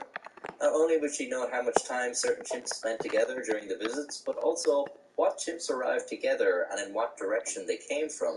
The community of chimps was a few dozen strong and very close-knit. She also observed that they had tool-making capabilities, which until this point was thought to separate humans from every other animal. The chimps would sometimes dip stalks of grass or branches into termite mounds, and then remove the implement, which would now be covered in termites for them to eat. It's a little bit like fishing or coming up with a good title and thumbnail for a YouTube video. Yes, you are all my termites, and I am the big monkey. In doing this, the chimps would strip leaves and other protrusions from their makeshift fishing rod before using it, which demonstrated that they were able to modify their basic tools. This stuff is common knowledge now, but back then it was unprecedented. I mean the research when I say that as well, not the act of taking leaves off a branch. We've had that technology for a long time. Jane Goodall became very fond of the monkeys, who appeared to her as little peaceable humans, and, also played a pretty vital part in her becoming one of the leading primatologists at the time. But they weren't as peaceable as they seemed. Apart from eating bugs, it was thought that chimpanzees were vegetarians, but Jane had seen the chimps organize hunting parties and prey on the smaller colobus monkey. Wow, look at them. They look like little skunk monkeys. Little skunkies. Jane was fairly shocked to discover her lovely, friendly chimps had been hunting down and eating what are essentially Pokemon, but by the 1970s, the chimpanzees would commit acts that would break her heart and give her nightmares that kept her up at night for years to come. It all began with Leaky, the alpha male of the group. He's like the boss chimp, he makes all the rules. Under Leaky's leadership, the group was strong, but Leaky died at the end of 1970. His successor as alpha male was Humphrey. But Humphrey was not as good a leader as Leaky. I don't really know what that means in monkey terms. Maybe he didn't give as good of a pep talk. Humphrey's leadership was challenged by two brothers, Charlie and Hugh. Humphrey could take either brother alone, but together they were a force to be reckoned with. Over the next few years, Jane noticed the chimp community becoming splintered.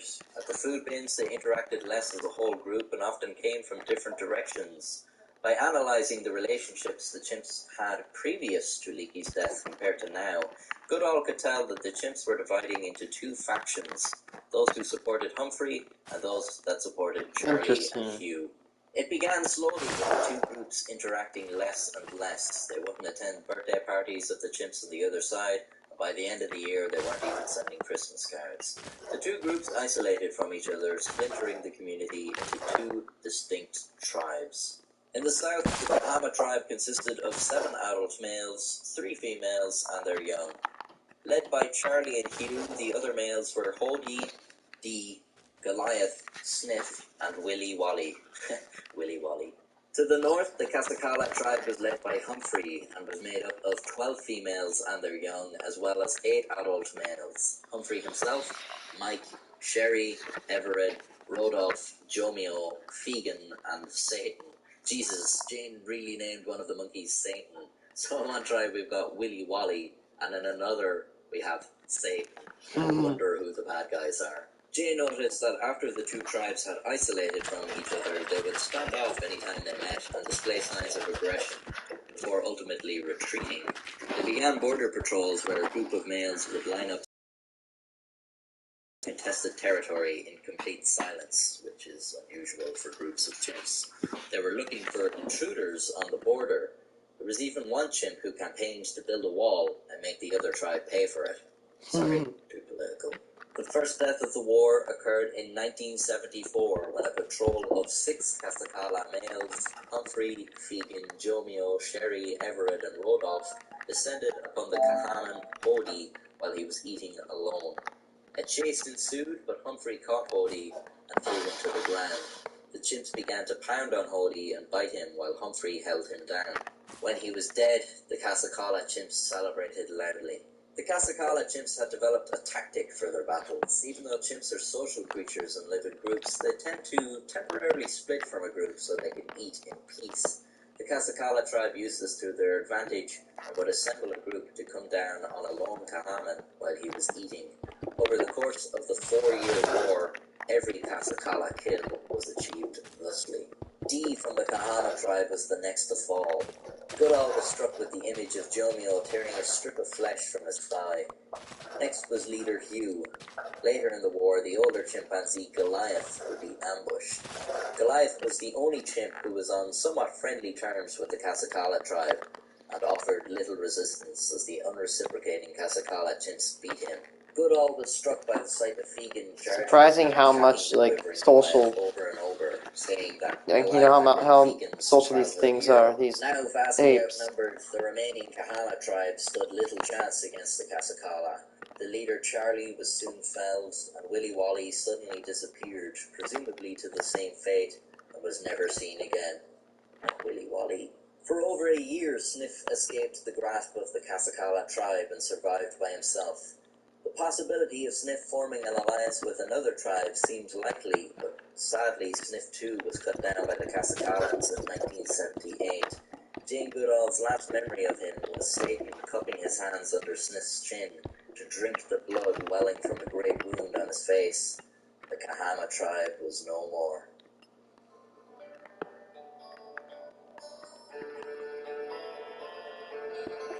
You know, I was kind of hoping the last survivor Sniff would have been able to turn things around and avenge his tribe. He was young, he had a year to grow strong and survive on his own, possibility of bringing in some other chimps and turning the tables.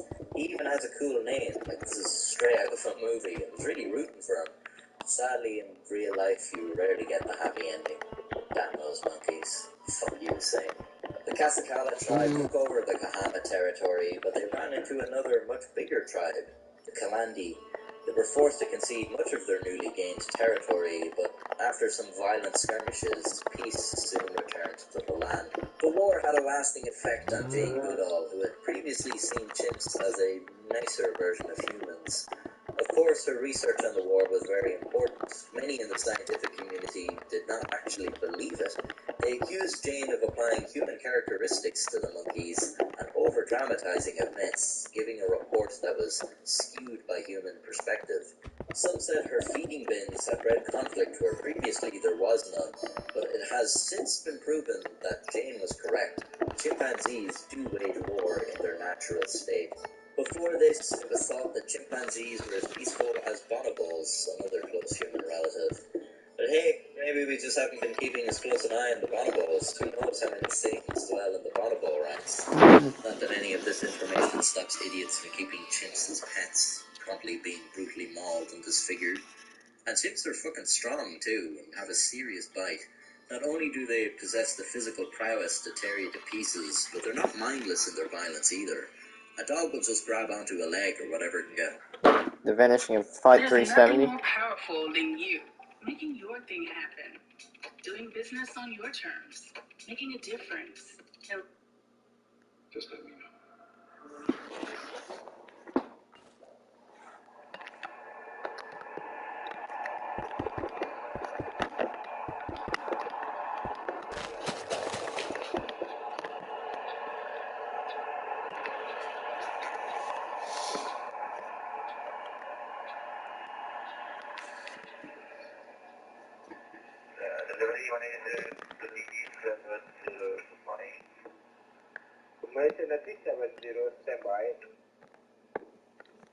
At Kuala Lumpur International Airport, a Boeing 777 is preparing for departure. Malaysian 370, next level. 770, we are ready, requesting for 310 to Beijing. Malaysian Airlines Flight 370 is a daily passenger flight between Kuala Lumpur, Malaysia and Beijing, China. 370, 32 right of takeoff. Nice. That's alright, Malaysia 42 minutes past midnight, Flight 370 is given clearance to depart. On board are Captain Zahari Ahmad Shah, First Officer Farid Abdul Hamid, 10 cabin crew members, and 227 passengers. Malaysian 370. Malaysian 370, number radar morning, flight level 250. Morning, level 250, Malaysian 370.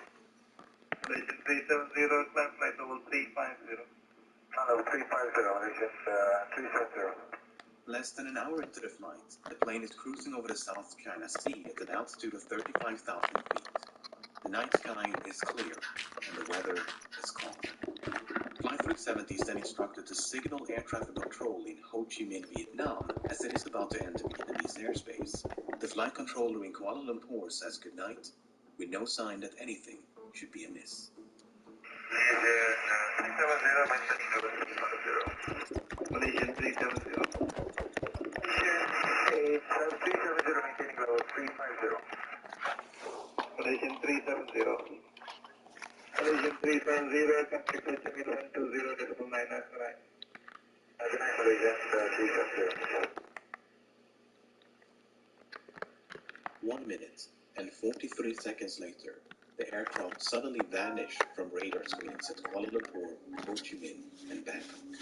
This form of positional tracking depends on a signal being emitted by one of two transponders aboard the plane, and so its disappearance would suggest both transponders ceased to function, or the system was manually deactivated by someone on board.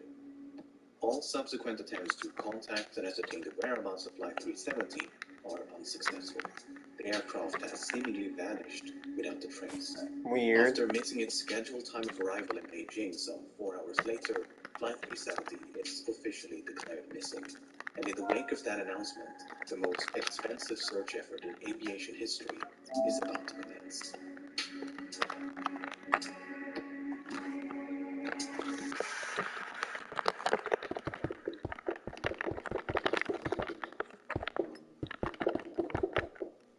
The search was initially concentrated on the location of the flight's disappearance between the South China Sea and the Gulf of Thailand. The search area was soon expanded, however, after the Malaysian military disclosed additional information. Unlike the radar system employed by air traffic control, long-range military radar does not rely on transponders but use reflectance to track the position of aerial targets. A review of the data collected by the Malaysian military revealed that moments after contact with Flight 370 was lost, the aircraft had deviated from its scheduled flight path with a subtle turn to the right, followed by a prolonged turn to the left. The aircraft had then flown back towards and across the Malaysian peninsula before turning right near the island of Penang. It maintained this northwesterly heading until it escaped the radar's coverage. Over the next few days, the Strait of Malacca, the Andaman Sea, and the Bay of Bengal was scoured by a multinational fleet of aircraft and vessels, but there was no trace of Flight 370. Meanwhile, investigators began to analyze the aircraft's satellite communication records. Like all modern airliners, Flight 370 was equipped with a satellite communications terminal, or SATCOM, to send and receive transmissions to and from the ground. Prior to departure, the SATCOM terminal had logged on to the satellite network and established a connection with a ground station in Perth, Australia. That station then maintained a detailed record of all the incoming and outgoing traffic between it and Flight 370. This is what it contained. Prior to the flight's disappearance over the South China Sea, everything appeared to be working as intended. Then, at some point during this portion of the flight, the SATCOM link was severed. For whatever reason, the terminal ceased to respond. But 3 minutes after the flight vanished over the Andaman Sea, the terminal requested to log back onto the network. The SATCOM link was successfully re-established and was not disrupted again until nearly 6 hours later, when the flight is presumed to have crashed due to fuel exhaustion. During these final hours, 2 attempts were made to contact the plane via satellite telephone. Both calls were acknowledged by the SATCOM terminal and would have been routed to the cockpit. Yet, they weren't answered. The terminal had also responded to 5 automatic status requests. In short, if the ground station had not heard from the aircraft in over an hour, it would transmit a signal to confirm the terminal was still online. While these transmissions did not contain any information about the flight's position, investigators were able to measure the distance between the satellite and the aircraft at the time of each transmission, based on how long it took those transmissions to be sent and received. This generated 7 rings of possible locations from which 7 of these transmissions are thought to have originated. By taking fuel consumption, speed, and other factors into account, flight path analysis indicated the most probable origin of the final transmission to be somewhere along this arc in the southern Indian Ocean. The search effort shifted accordingly, and as the region fell within the jurisdiction of Australia, the Australian government took charge of the operation. Over the next few weeks, the search area was progressively refined to account for oceanic drift as well as improved estimations of the flight path. But this part of the southern Indian Ocean is so remote it took 6 days just to get there. A new fleet of aircraft and vessels gradually covered more than 4.5 million square kilometers of ocean, but Flight 370 was nowhere to be found.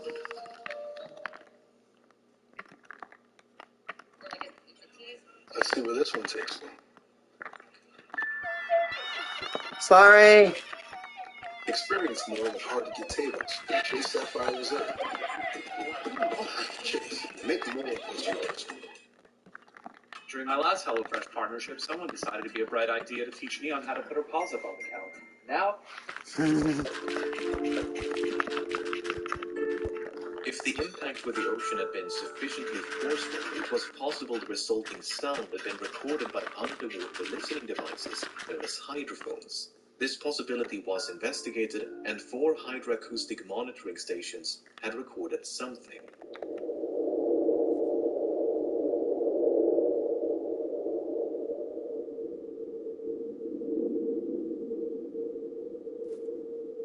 While the timing and direction of the sound were reasonably consistent with the final satellite transmission, the estimated origin was not. The sound was in all likelihood caused by nothing more than geological activity. Flight 370 was also equipped with 2 underwater locator beacons which had a battery life of some 40 days, and as the deadline approached in early April, signals with a pulse and frequency somewhat similar to the signal emitted by the beacons were detected at depths of up to 3,000 meters. An autonomous submersible then spent weeks scanning the seafloor where the signals had been detected, but no wreckage was ever found. 16 months later, when a discovery was made on the opposite side of the Indian Ocean. On the 29th of July 2015, a group of people were cleaning up a beach in Reunion, a small island to the east of Madagascar, when they stumbled upon this 2-meter-long metallic object covered in barnacles. Aviation experts quickly identified the object as a section of an aircraft wing known as a flaperon. Upon closer inspection, internal markings including dates and serial numbers conclusively ascertained the flapper on belonged to Flight 370. Even How did it end though up there? the island is some 4,000 kilometers west of the search area, and more than a year had gone by since the flight disappeared, the location was consistent with simulations of debris dispersal patterns. There was now tangible evidence that Flight 370 had crashed somewhere in the Indian Ocean. The discovery of the flaperon prompted numerous searches along beaches and shorelines of southeastern Africa, and at least 31 additional items of interest have since been recovered and examined. Some of these items include a section of the outboard flap from the right wing, a piece of cowling from one of the two engines, a partial door from the nose landing gear, a section of the vertical stabilizer, and a mangled casing from one of the embedded headrest modules. 18 of these items were identified as either likely, highly likely, or almost certain to have originated from Flight 370, whereas only 3 could be confirmed. The remaining 11 could not be identified. There were no traces of an explosion found on any of the debris tested, nor was there any evidence of a fire except for 3 small burn marks on one of the unidentifiable items. The search for debris was further aided by Earth observation satellites. Analyses of satellite imagery from March of 2014 uncovered a number of images which appear to feature man-made objects floating on or just below the surface in the southern Indian Ocean. However, the images were not nearly sharp enough to resolve any identifiable markings, and multiple searches notwithstanding, this debris was never recovered. A satellite image taken mere hours after the final transmission also captured what appeared to be a contrail some distance away from the search area. A later analysis, however, concluded it was most likely a shadow from a somewhat linear cloud formation.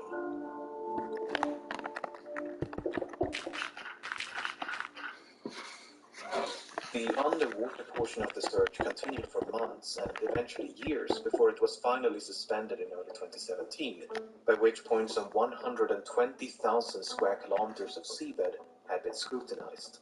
The search effort was then resumed by an American salvage company known as Ocean Infinity, but after more than a year of searching, they too came up empty-handed. Unless the final resting place of Flight 370 can be located, it may be impossible to determine exactly why it crashed. Nevertheless, there have been no shortage of theories.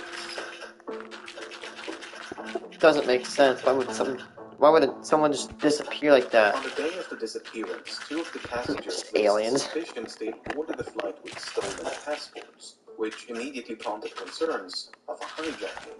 But investigators were unable to link the 2 men to any terrorist organizations, and soon determined they had traveled under false identities because they were seeking asylum, not due to any nefarious intent. Similar suspicions were raised on one of the passengers who were identified as a flight engineer, who might have possessed the necessary expertise to take control of a Boeing 777. Apart from the 239 persons on board, Flight 370 carried nearly 11 metric tons of cargo. Among the items listed on the flight manifest was a shipment of lithium-ion batteries, which led some to suspect a fire might have broken out mid-flight. For instance, the crash of UPS Airlines Flight 6 in September of 2010 was the result of a fire that was ignited by a pallet of lithium-ion batteries. Another potential source of ignition would be an electrical malfunction. The crash of Swiss Air Flight 111 in September of 1998 is thought to have been caused by a fire within the electrical wiring of the cockpit. The fire damaged and disabled multiple avionics systems, including the transponders and SATCOM. In the case of Flight 370, the sudden loss of communication and subsequent deviation from its scheduled flight path might have been a direct response to a fire. The 2 pilots may have turned back towards Malaysia to attempt an emergency landing at the nearest suitable airport. How would they just 180 like that? No such attempt was ever made. Instead, Flight 370 kept going and remained aloft for another 6 hours. Some have theorized the crew might have been incapacitated by a sudden or gradual loss of cabin pressure. For instance, when Helios Airways Flight 522 failed to pressurize in August of 2005, the pilots quickly fell unconscious. Yet the aircraft continued to fly on autopilot for more than 2 hours until it ran out of fuel. What about like oxygen poisoning? In the event of cabin depressurization, an automatic system is designed to deploy oxygen masks to give the pilots enough time to perform an emergency Oxygen descent deprivation, let's say. below altitude. The data recorded by the Malaysian military radar does indeed contain altitude information, but it is highly inconsistent. In fact, the Boeing 777 is incapable of performing the extreme altitude fluctuations recorded. At one point, the aircraft exceeded its maximum operating altitude by more than 15,000 feet before making a 50,000 feet nosedive in less than a minute. Attempts to recreate these maneuvers on a flight simulator were unsuccessful, and thus the data was deemed inaccurate and unreliable. If Flight 370 did lose cabin pressure at 35,000 feet, and the pilots were incapacitated before descending to a more oxygenated altitude, it might explain why the aircraft remained aloft for as long as it did. What is a bit more difficult to explain, however, are these alterations in heading. Flight simulations have established the aircraft must have been under manual control during the initial left turn, as the bank angle or inclination of that turn was beyond the limits of the autopilot. Subsequent turns, however, could have been either manual or automatic. But for the autopilot to have made these course corrections, someone with the requisite knowledge must have programmed it to do so. The only other alternative is that the aircraft was in fact under manual control.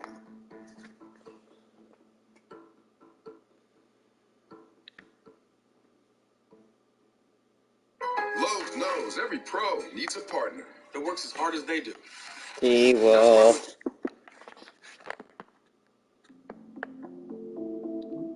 In late June of 2014, several news outlets reported that the special investigation had identified the captain of Flight 370 as a prime suspect. A search of the captain's home had uncovered a flight simulator which supposedly contained a suspicious route which ended in the southern Indian Ocean.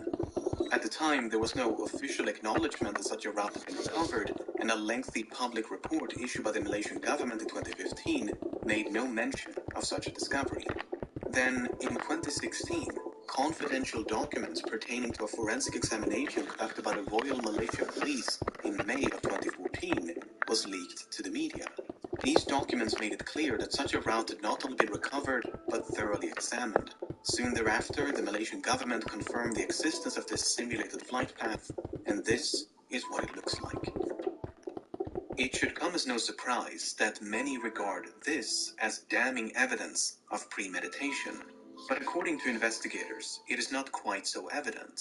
The data recovered consists of 7 coordinates, 2 in Kuala Lumpur, 2 in the Strait of Malacca, 1 in the Bay of Bengal, and 2 in the southern Indian Ocean. The data was reconstructed from a file that had been automatically generated and saved by the simulation software a month before the incident. However, it's not clear whether the coordinates originate from the same flight session. In other words, it might not be correct to simply trace a continuous line between these 7 coordinates, as they could be from the separate sessions. The forensic examination by the Royal Malaysian Police simply concluded no activity captured conclusively indicates any kind of premeditated act pertaining to the instance of MH370. Even so, the similarities between the simulated route and the presumed route of Flight 370 directly influenced the search operation.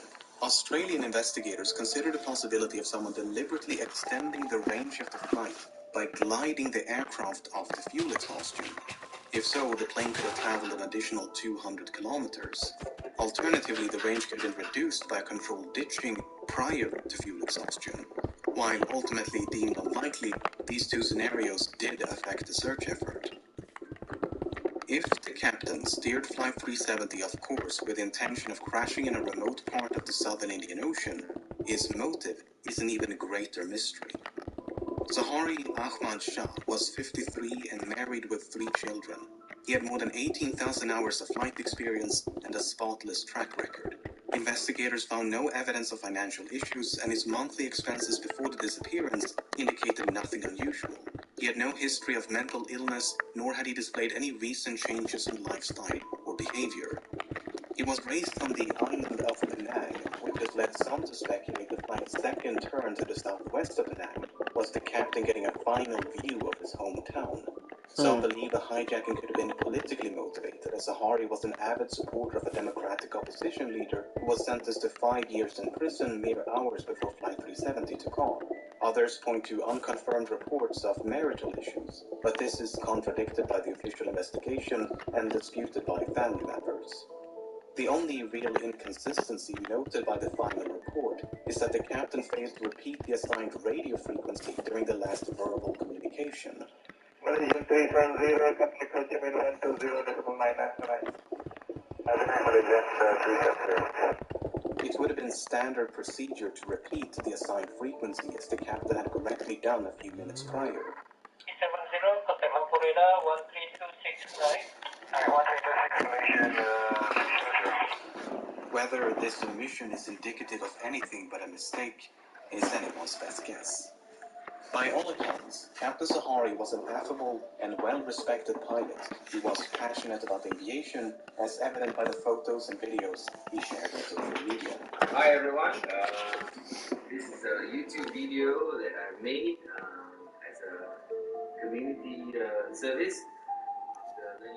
The co-pilot was found to be even less conspicuous.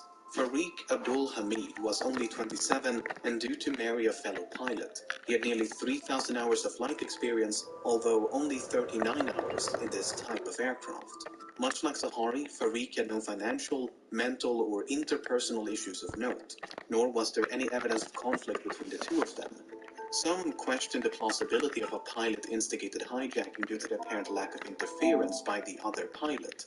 Well, when Ethiopian Airlines Flight 702 was hijacked by the co-pilot in February of 2014, it did so by merely waiting for the captain to take a bathroom break before locking the cockpit door behind him. The co-pilot was then free to divert the Italy-bound flight to Switzerland to seek asylum. The only noteworthy piece of evidence in regards to the co-pilot of Flight 370 is his phone.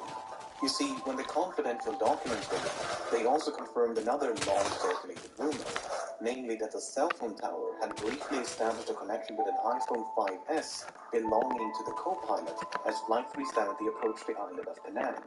According to investigators, it was not a phone call as has been widely reported by the media, but merely an automatic location signal. Why this information was omitted from public reports remains unknown. There's nothing more powerful than you. Making your thing happen. Really going for it. That is weird how they just disappear out of nowhere. So what is one to make of all of this? On the one hand, the simulated flight path seems suspicious. On the other, it is difficult to cast any substantial doubt on either of the two pilots' character. It is equally difficult to deny a hijacking is consistent with the available evidence. Then again, we're missing some quite major and literal pieces of evidence. The final report issued by the Malaysian government in 2018 could not attribute the loss of communication nor diversion of Flight 370 to a person. Instead, it is believed that someone manually manipulated the aircraft and its systems. For instance, investigators believe SATCOM was manually disabled by a sudden and prolonged interruption of power. Then, once power was restored, the terminal simply rebooted. Likewise, the alterations in heading are believed to be the result of manual treatments. With that being said, the uncertainty of these findings are repeatedly emphasized due to the limited evidence available, and the report does never explicitly state the flight was hijacked. In fact, no real conclusion is reached. Both the Malaysian and Australian government agree that Flight 370 crashed in the southern Indian Ocean, that the cause is indeterminable without the wreckage, the location of which has managed to elude some of the foremost aviation experts in the world, as well as an impressive arsenal of cutting-edge technology for more than half a decade. Authors, aviation experts, and independent investigators have all chimed in to offer their own thoughts and theories as to the nature of the crash and the location of the wreckage. Some believe there was no crash, but that the aircraft was shot down by an American naval base in the middle of the Indian Ocean. The satellite transmissions were then supposedly forged as part of a massive cover-up. Others believe the aircraft turned right towards India and traveled as far north as Kazakhstan, completely undetected. Debris was then supposedly planted along shorelines of southeastern Africa as part of a massive cover-up. Another theory suggests the aircraft was remotely hijacked and controlled by someone on the ground. While Boeing and other companies have experimented with technology that would allow for an aircraft to be remotely controlled, no commercial airliner is known to be outfitted with such a system. On the less conspiratorial side, the assumption that Flight 370 flew in a straight line and at a constant speed after turning left towards the southern Indian Ocean might simply be incorrect. In early 2018, a French team of independent investigators proposed an alternate flight plan, whereby an attempted landing on Christmas Island led to a crash site much further north than the region identified by the official investigation. While a surface search of this area was conducted about a week after the disappearance, the underwater phase never reached this far north.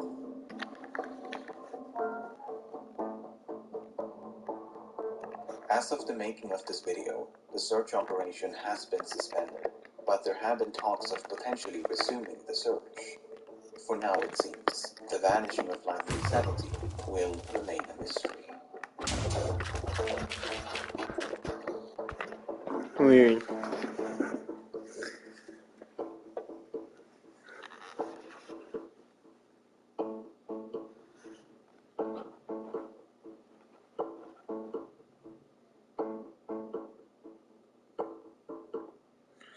Once I complete my degree, I will be able to... Consumed by the Ameren, apocalypse. Illinois has been developing the energy grid of the future with stronger poles, smarter sensors, and clean.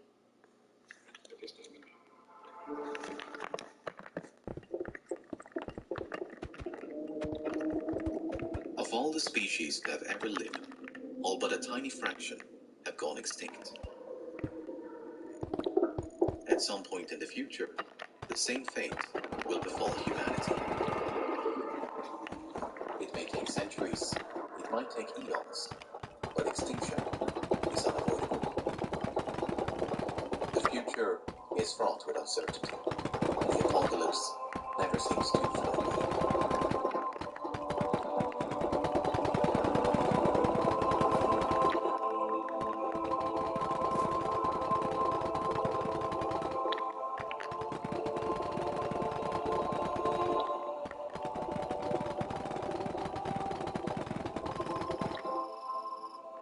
Cosmic threats. Nearly 800,000 years ago, an approximately 1 kilometer wide asteroid collided with Earth.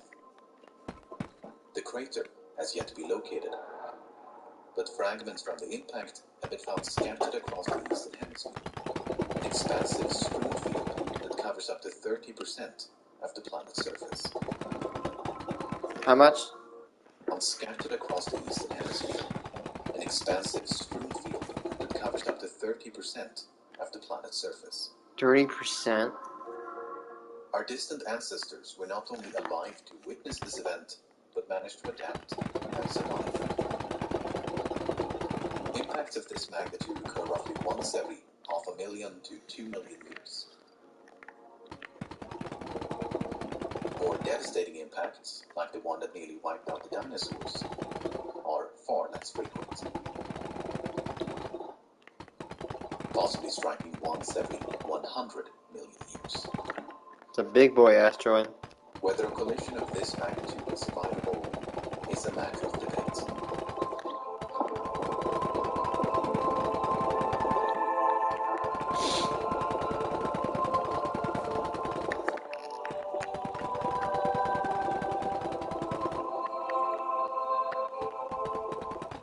The kinetic energy released upon impact would be equivalent to the simultaneous detonation of billions of atomic bombs. Those who survived the initial blast would be subjected to unrelenting earthquakes, firestorms, and tsunamis. A thick layer of smoke and dust would quickly envelop the globe, not on the sun. Nuclear An winter. impact winter that could last for months, or even years. Darkness, freezing cold, and global famine would throw the world into chaos. In spite of this, long-term survival is not inconceivable. Small pockets of humanity may take refuge underground and would at least be given a chance to rebuild civilization. But make no mistake, it will be a close call.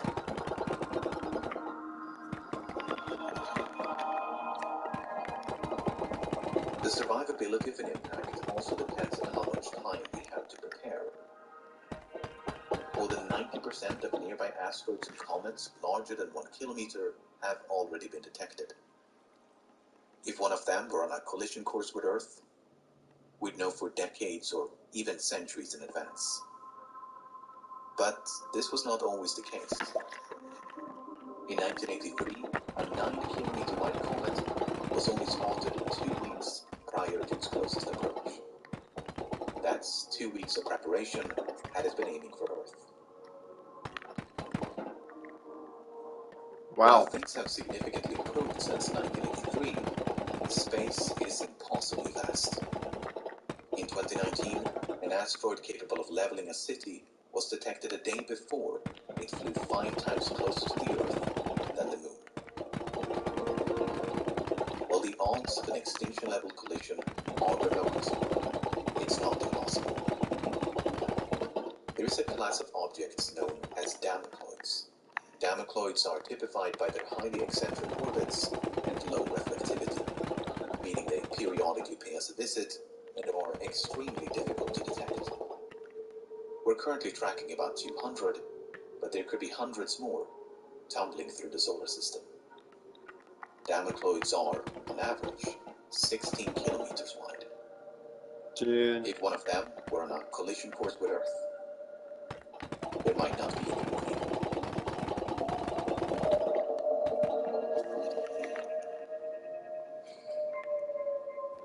That team just despawned. The hardest day. The day you hear. Sorry, this is Entangled Drug. At the Leukemia and Lymphoma. So how I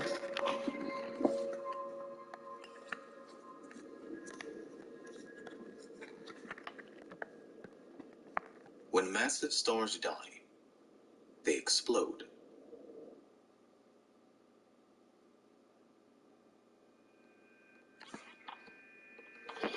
Dude. If a star went supernova within 30 light years of Earth, it would be cause for concern.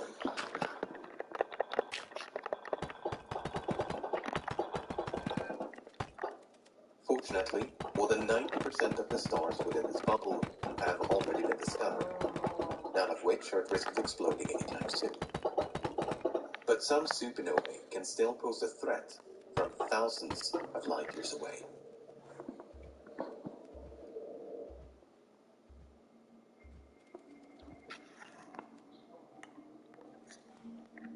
It's a gamma-ray burst, produced by only the most violent explosions in the universe. Instead of a spherical blast, a gamma-ray burst will channel the explosion into 2 highly concentrated beams. More energy is released than in its entire lifetime.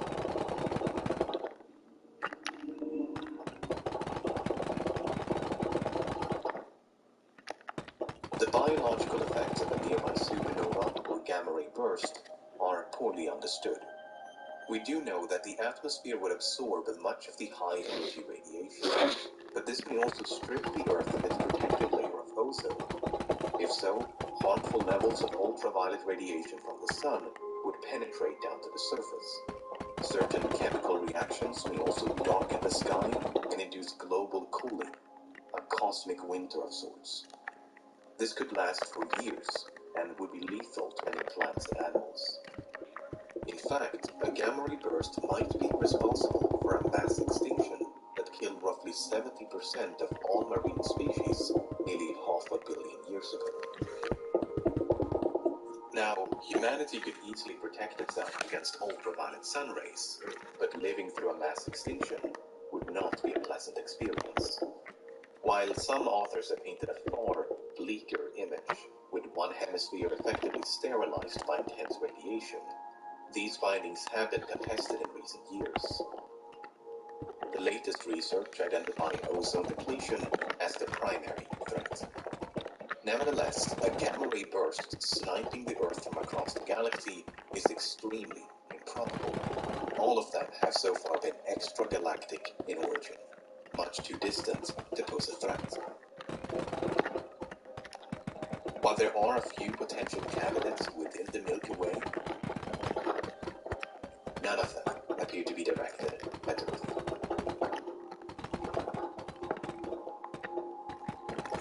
Apart from impact events and stellar explosions, the foreseeable future is free of cosmic threats. Other eventualities are either too improbable or won't happen for millions of years. Ample time for us to prepare, other calamities permitting.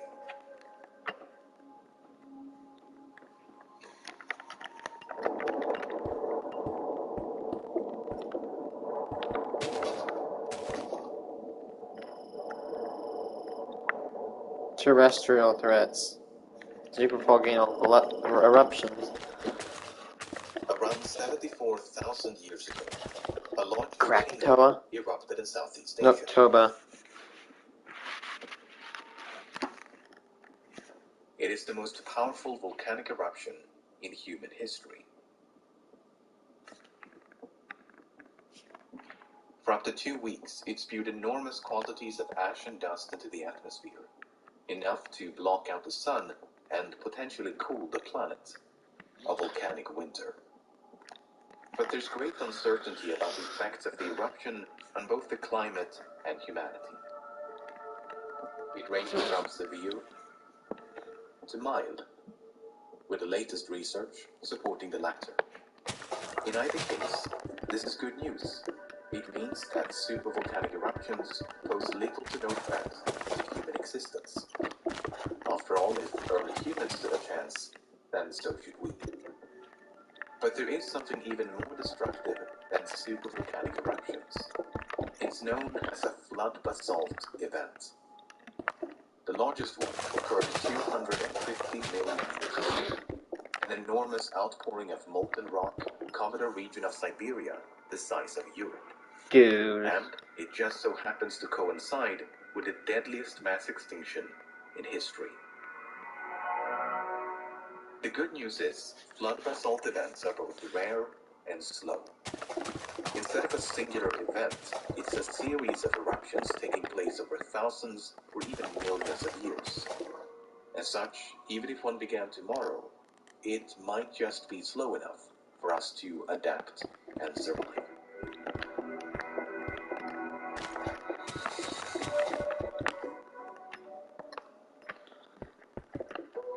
Natural pandemics. Well, throughout the centuries, Black Death, COVID, flu.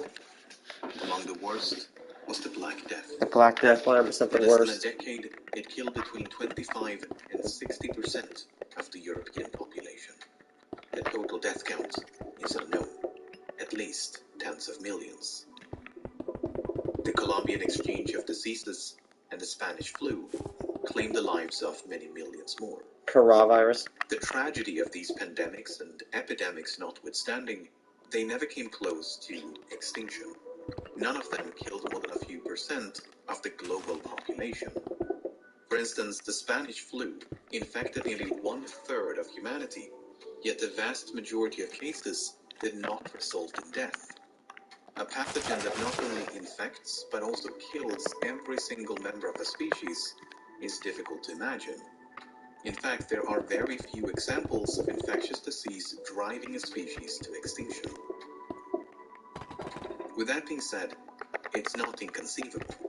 For instance, pathogens that can pass between multiple species can be far deadlier than those limited to just one.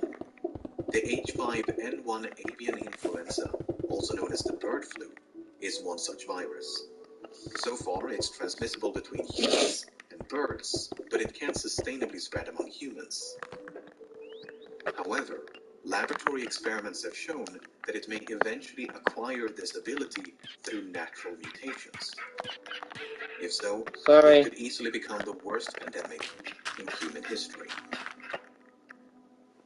But even this horrifying proposition does not come close to extinction. In a worse state, would still survive.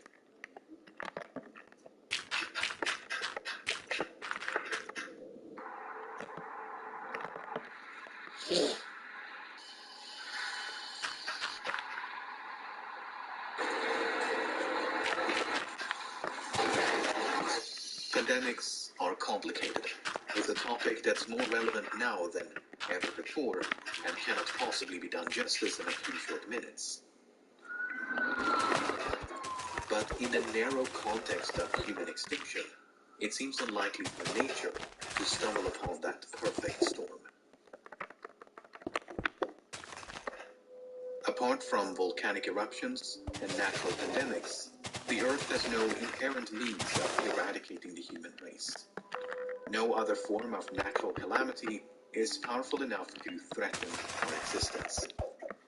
As such, the most immediate threat to humanity has for a long time been, and continues to be, humanity.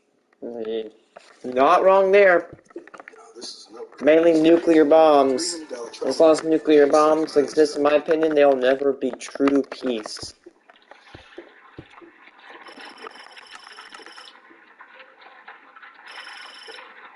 While nature may Anthropogenic threats, unnatural killing. a world-ending pandemic, it may not have to. Biotechnology has now advanced to a point where we can engineer pathogens in a laboratory. While this can greatly benefit our understanding and treatment of infectious diseases, it's not without risk. Accidental breaches of containment have happened on multiple occasions, and these experiments are not always conducted in the name of science. These engineered microbes are concerning because their destructive potential far exceeds that of their natural counterparts. They can be deadlier, more transmissible, and less fickle. And the rapid pace of technological progress is constantly lowering the threshold for bioengineering. Biggest concern was, he said it in so many words, that a small group of dedicated scientists could create an altered biological agent that could wipe out humanity as we know it. Technically speaking, you can do almost anything with a microbe. The real question is, will you end up with a microbe that functionally will do the things that the concerned person at your hearing said, namely, essentially wipe out everyone from the face of the earth? Again, that's conceivable, although it's inconceivable, but it is in fact, anything is possible. It would be very, very difficult to do that, extraordinarily difficult, even in the best of hands, to not only do the engineering to get a microbe that has the characteristics, but be able to spread in a way in which it has virulence, transmissibility, and the ability to go in a sustained, transmissible way. Not impossible, but very, very difficult to do.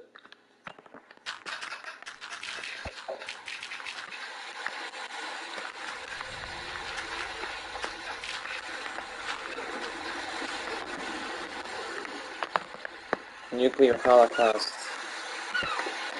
Probably the most devastating or more likely threat.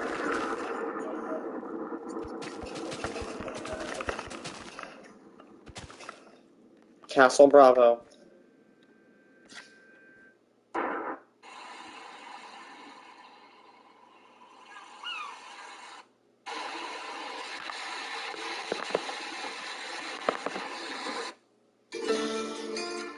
Castle Bravo, a bomb that was supposed to detonate at 3 megatons, detonated at 15. Since the end of World War II, we have on numerous occasions been driven to the brink of nuclear conflict, sometimes by accident, sometimes by very intentional brinkmanship. The nuclear stockpile currently stands at more than 13,000 warheads, the vast majority of which are owned by Russia and the United States. In the event of an all-out nuclear war, these thousands of bombs could instantly vaporize hundreds of millions. But the explosions are only the beginning. The real danger of a nuclear conflict is the aftermath. Much like an impact event or a supervolcanic eruption, a thick layer of smoke and dust would quickly envelop the globe. A nuclear winter that not only blots out the sun, but showers the world in radioactive fallout. Firestorms, radiation poisoning, and mass starvation could easily claim the lives of billions.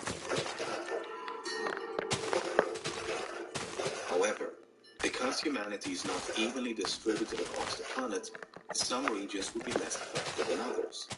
Island nations like New Zealand, for instance, are all but certain to survive. While the effects of a nuclear holocaust are almost too dismal to contemplate, it is not typically regarded as an existential threat.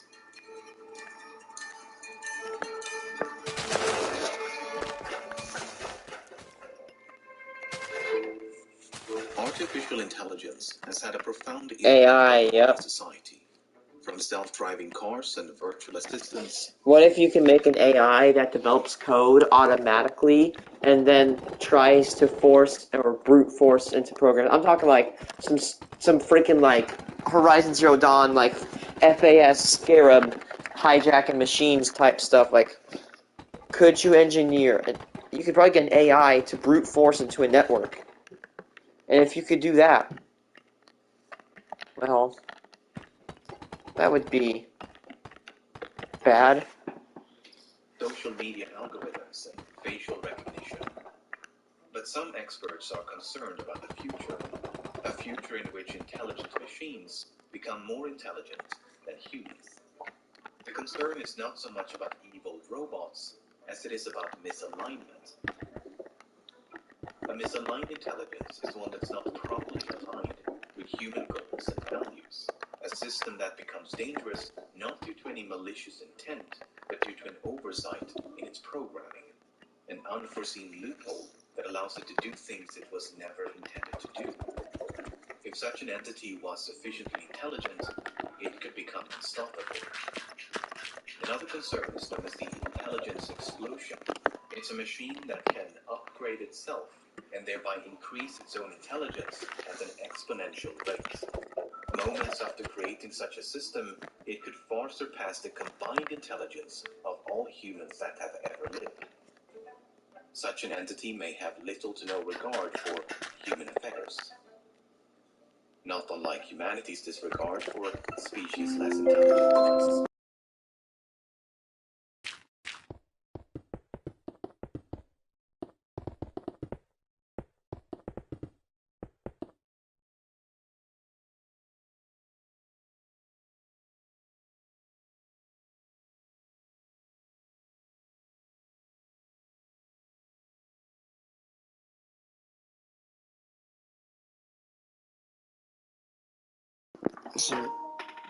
With that being said, these concerns are far from universal. In 2016, a survey of more than 300 machine learning experts was conducted. On average, they gave a 50% chance of an artificial intelligence surpassing all human abilities by 2061.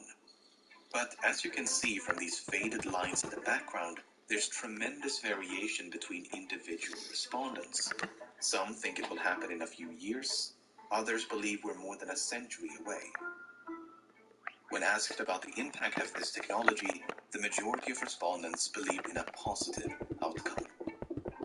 Extinction was only given a median probability of 5%.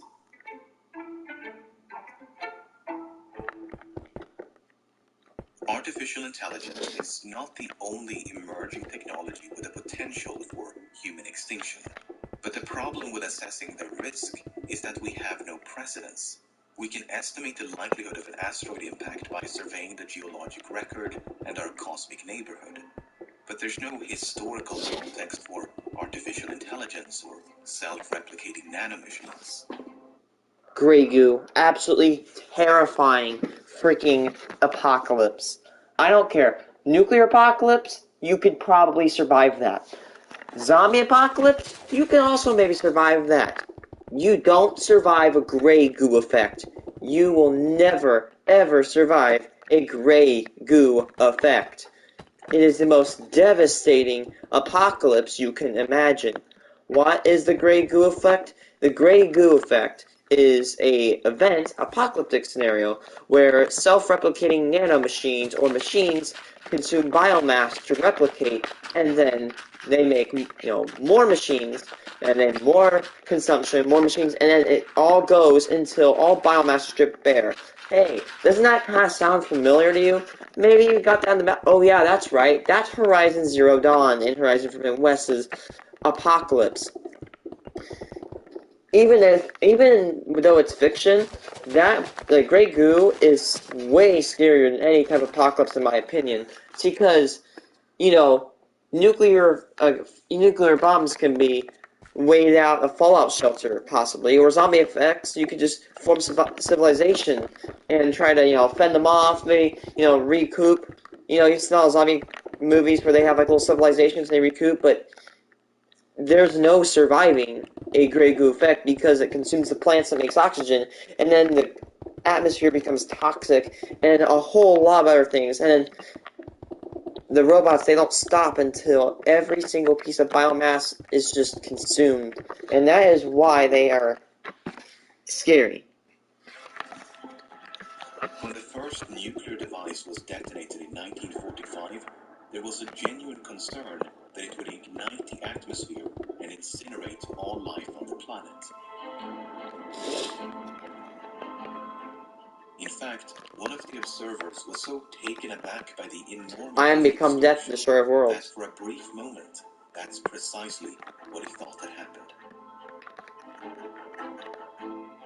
While this doomsday scenario did not come to pass, it's a cautionary tale. No one really knows what the future will bring. All we can do is proceed with caution and hope for the best.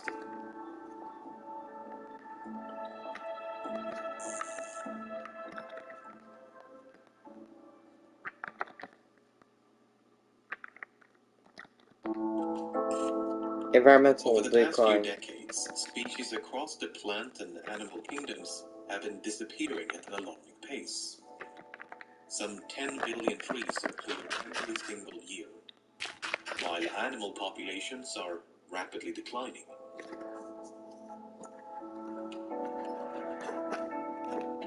Many species are also going extinct.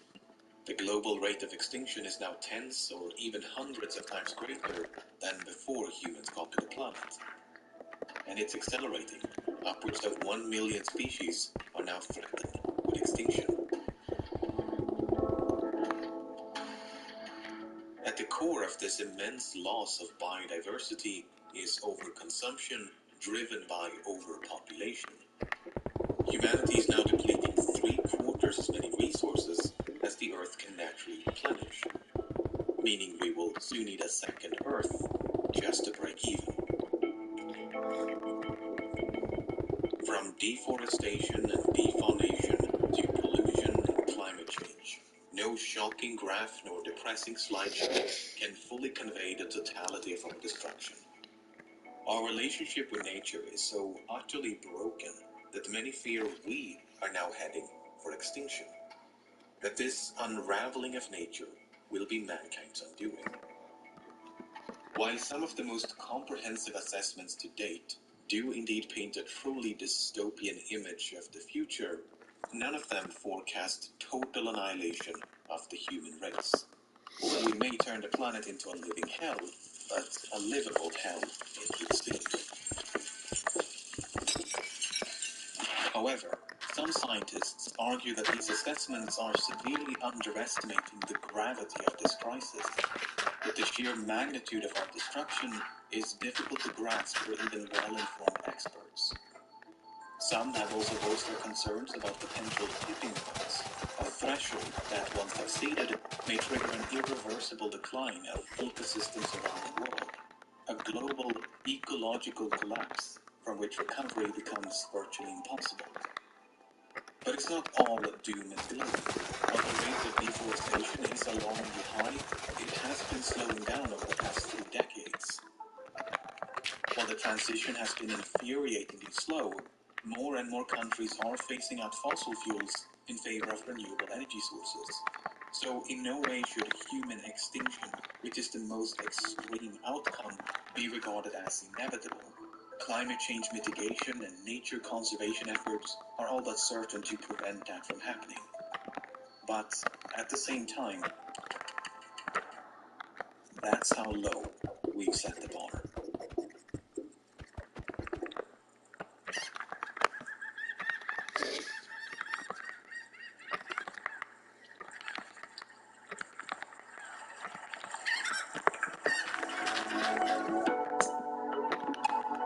Final thoughts. What surprised me while making this video is just how difficult it is to truly wipe out everyone. Many catastrophes can drive us to the brink of extinction, but all of them struggle to cross the finish line. So that should be somewhat reassuring. Even if humanity was reduced to a few hundred individuals, a full recovery might still be possible. It would undoubtedly take many thousands of years, but recovery would not be out of the question. And the more we expand beyond the confines of Earth, extinction from any singular catastrophe becomes increasingly unlikely. Perhaps the apocalypse won't be damaged by a swift, decisive flow, but instead a gradual, faltering decline. One disaster bleeding into the next, until the final embers of humankind silently fade away. Regardless, it won't happen anytime soon. After all, we made it this far. Millions of years of evolution, countless disasters, and humanity still standing. That is perhaps the best reassurance that the world is still gonna be there tomorrow.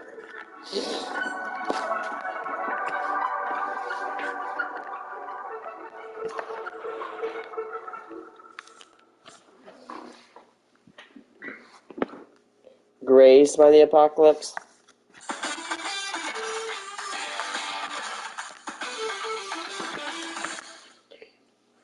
At Jersey Mike's, they freshly slice your sub right in front of you, which takes some training. Always remember, flash of an atomic bomb can come at any time. There's a bright flash, brighter than the sun, brighter than anything you've ever seen. And this is very, very important. Sometimes the bomb might explode without any warning. Without any warning.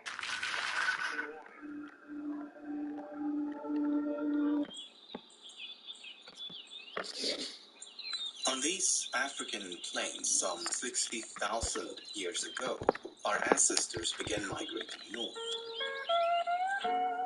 A trend that would ultimately give rise to modern-day civilization. And it's nothing short of a miracle that we've progressed as far as we have, especially in such a short amount of time. It's really not that difficult to see why intelligent life may be extremely sparse across the universe, given how absurdly fortunate we've been.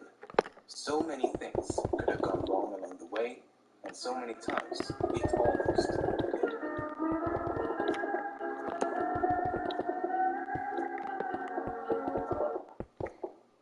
On the morning of the 12th of August, 1883, Mexican astronomer Jose Bonilla was observing the sun when numerous UFOs began to sweep across the solar disk. The objects were surrounded by a coronal haze and left behind a trailing mist. The phenomenon continued for 2 consecutive days, and Bonilla counted 447 objects in total. As the event could not be explained, the UFOs were simply dismissed as birds, insects, or dust passing in front of the telescope. But based upon Bonilla's description of the event, coupled with an improved understanding of various astronomical phenomena, an article published in 2011 hypothesized that the objects were fragments of a comet nearly colliding with the Earth. The only bodies in the solar system that leave trails and are surrounded by a bright haze are comets, and much like this comet observed in 2006, we now know that fragmentation is a frequent occurrence. It is estimated that the comet broke into more than 3,200 fragments ranging in size between 50 and 1,000 meters in diameter and sailed past the Earth at a distance of no more than a few thousand kilometers. Had only one of these fragments struck the planet, it could have resulted in millions of casualties. Had all, or at least a significant portion of the fragments, impacted the Earth, we're looking at an extinction-level event. Hey, June 30th, 1909, my birthday. Around 7 a.m., when a powerful... Oh, that, I know where we're going.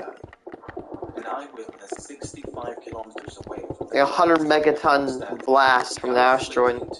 Fire appeared high and wide over the forest. At that moment, I became so hot that I couldn't bear it, as if my shirt was on fire. I wanted to tear off my shirt and throw it down, but then the sky shut close. A strong thump sounded and I was thrown a few meters. 2 decades later, in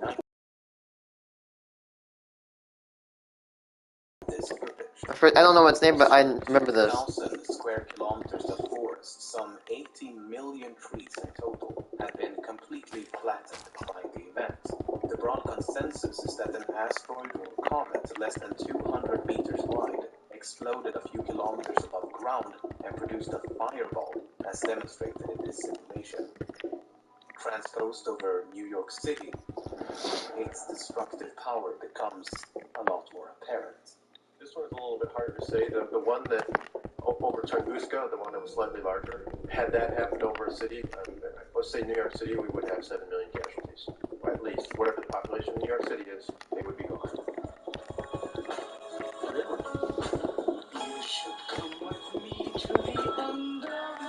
August 1945.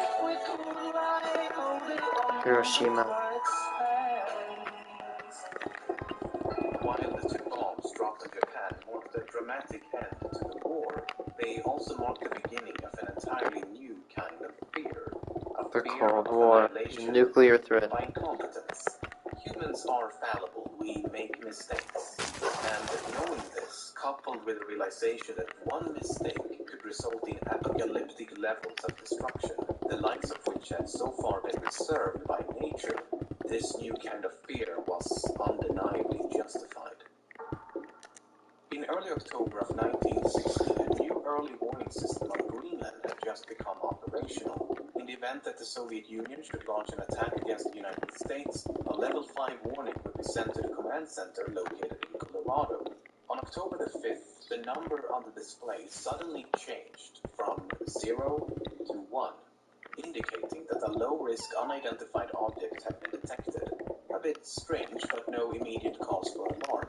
But then the number continued to climb until a level 5 warning was issued, meaning that long-range missiles would strike the United States in less than 20 minutes. The alert quickly worked its way up the chain of command and a slight panic ensued. But it was quickly eased by the realization that Nikita Khrushchev, leader of the Soviet Union at the time, was currently visiting the United States. Not exactly where you'd expect him to be in the event of a nuclear attack. 20 minutes passed, and the value of bottle caps remained the same. A subsequent investigation I get it. Greenland had mistaken the rising moon for an incoming Soviet attack. Oh my god. In the early morning of January the 24th, 1961, an American B-52 bomber carrying 2 hydrogen bombs crashed into an empty field in the state of North Carolina. Officials quickly issued a report Broken that there arrow. was no cause for alarm and that there was no danger of a nuclear explosion or radiation. However, declassified documents released in 2013 revealed that one of the 2 bombs actually came extremely close to a full-scale detonation. 3 out of 4 safety switches erroneously activated upon impact with the ground, and the slight separation of 2 wires was the only thing standing in the way of a nuclear explosion. Had this 3.8 megaton bomb detonated, and had the wind conditions been just right, the radioactive fallout could have reached as far as Washington, Philadelphia, and even New York.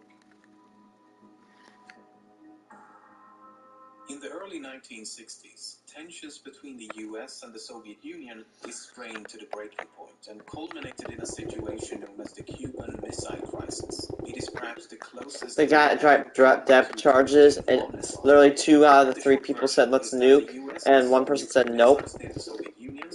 And that guy saved the world. The Soviet Union installed nuclear missiles near the United States, specifically in Cuba. The US would have none of that. Hey, you can't do that. Only we are allowed to do that, said the United States. I don't know what you're talking about, the Soviet Union replied. I'm paraphrasing, of course, as these were classified communications. While the impasse in and of itself came extremely close to disaster, one specific event stands out. After the US imposed a blockade to prevent the Soviet Union from exporting even more missiles to Cuba, a Soviet submarine was detected near Cuban shores. In an attempt to force the submarine to surface so that they could have a friendly chat, multiple US naval destroyers dropped low-intensity explosives to signal the submarine to surface. However, the captain of the submarine misinterpreted this as an attack and ordered his men to retaliate against one of the US destroyers by launching a nuclear-armed torpedo. Fortunately, one of the two senior officers aboard disagreed with the captain's decision and eventually managed to convince him that they should instead surface and await orders from Moscow. And that's exactly what they did, and thus the apocalypse had to be scheduled. On May the 23rd, 1967, all of the early warning systems across the United States ceased to function. In fact, all manner of military communications and radar technology malfunctioned simultaneously, and it was interpreted as intentional jamming by the Soviets. Bomber planes immediately scrambled and prepared to launch an attack. But as luck would have it, just a few years prior, a branch of the US military had begun observing solar activity and its effect on the Earth. And on this day, 1967, the sun had ejected a powerful solar storm that struck the planet and knocked out military defenses and other equipment.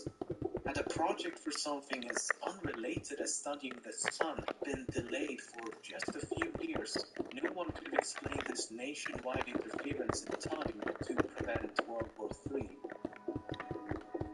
In the mid-1980s, squadrons of US aircrafts would often fly straight towards Soviet airspace, thus triggering their early warning systems, only to turn around at the very last moment, a form of psychological warfare that kept the Soviets on edge for an attack. In the early hours of September the 26th, 1983, the command center just outside Moscow was awoken by the sound of an alarm. It was clouds, wasn't it? An intercontinental ballistic missile had just been launched by the US and was now heading towards the Soviet Union. In the event of a nuclear attack by the Americans, it was standard procedure to launch an immediate counterattack. It was now up to the man in charge, Stanislav Petrov, to contact his superiors and to inform them that a nuclear attack was imminent. A few minutes passed when 4 additional missiles were detected. However, Petrov decided to go against his training and did nothing. He reasoned that if the United States were to strike, the attack would likely involve hundreds of missiles, not just a few. In other words, he suspected that this was a false alarm. But as he had no way of confirming his suspicions, he could only wait and hope for the best. Fortunately, Petrov was correct in his assumption, as evident by the fact that you are currently breathing, and a subsequent investigation revealed that sunlight reflecting off of high-altitude clouds was responsible for the anomaly. On March the 31st, 1989, 2 American astronomers discovered that a week prior, on March the 22nd, a 300-meter-wide asteroid had come fairly close to the Earth. It had not come close enough to pose any risk of impact and was even further away than the Moon, but it's still worth a mention as it passed through the exact position that the Earth had occupied a mere 6 hours prior, which is in and of itself extraordinarily close on the cosmic scale. An impact with an asteroid of this size would obliterate almost everything within a radius of 60 to 75 kilometers. Superimposed over Tokyo on Earth, it looks like it would have been a rough day. A few years ago, there was a lot of eschatological prophecies that the world would end in 2012, while the world is still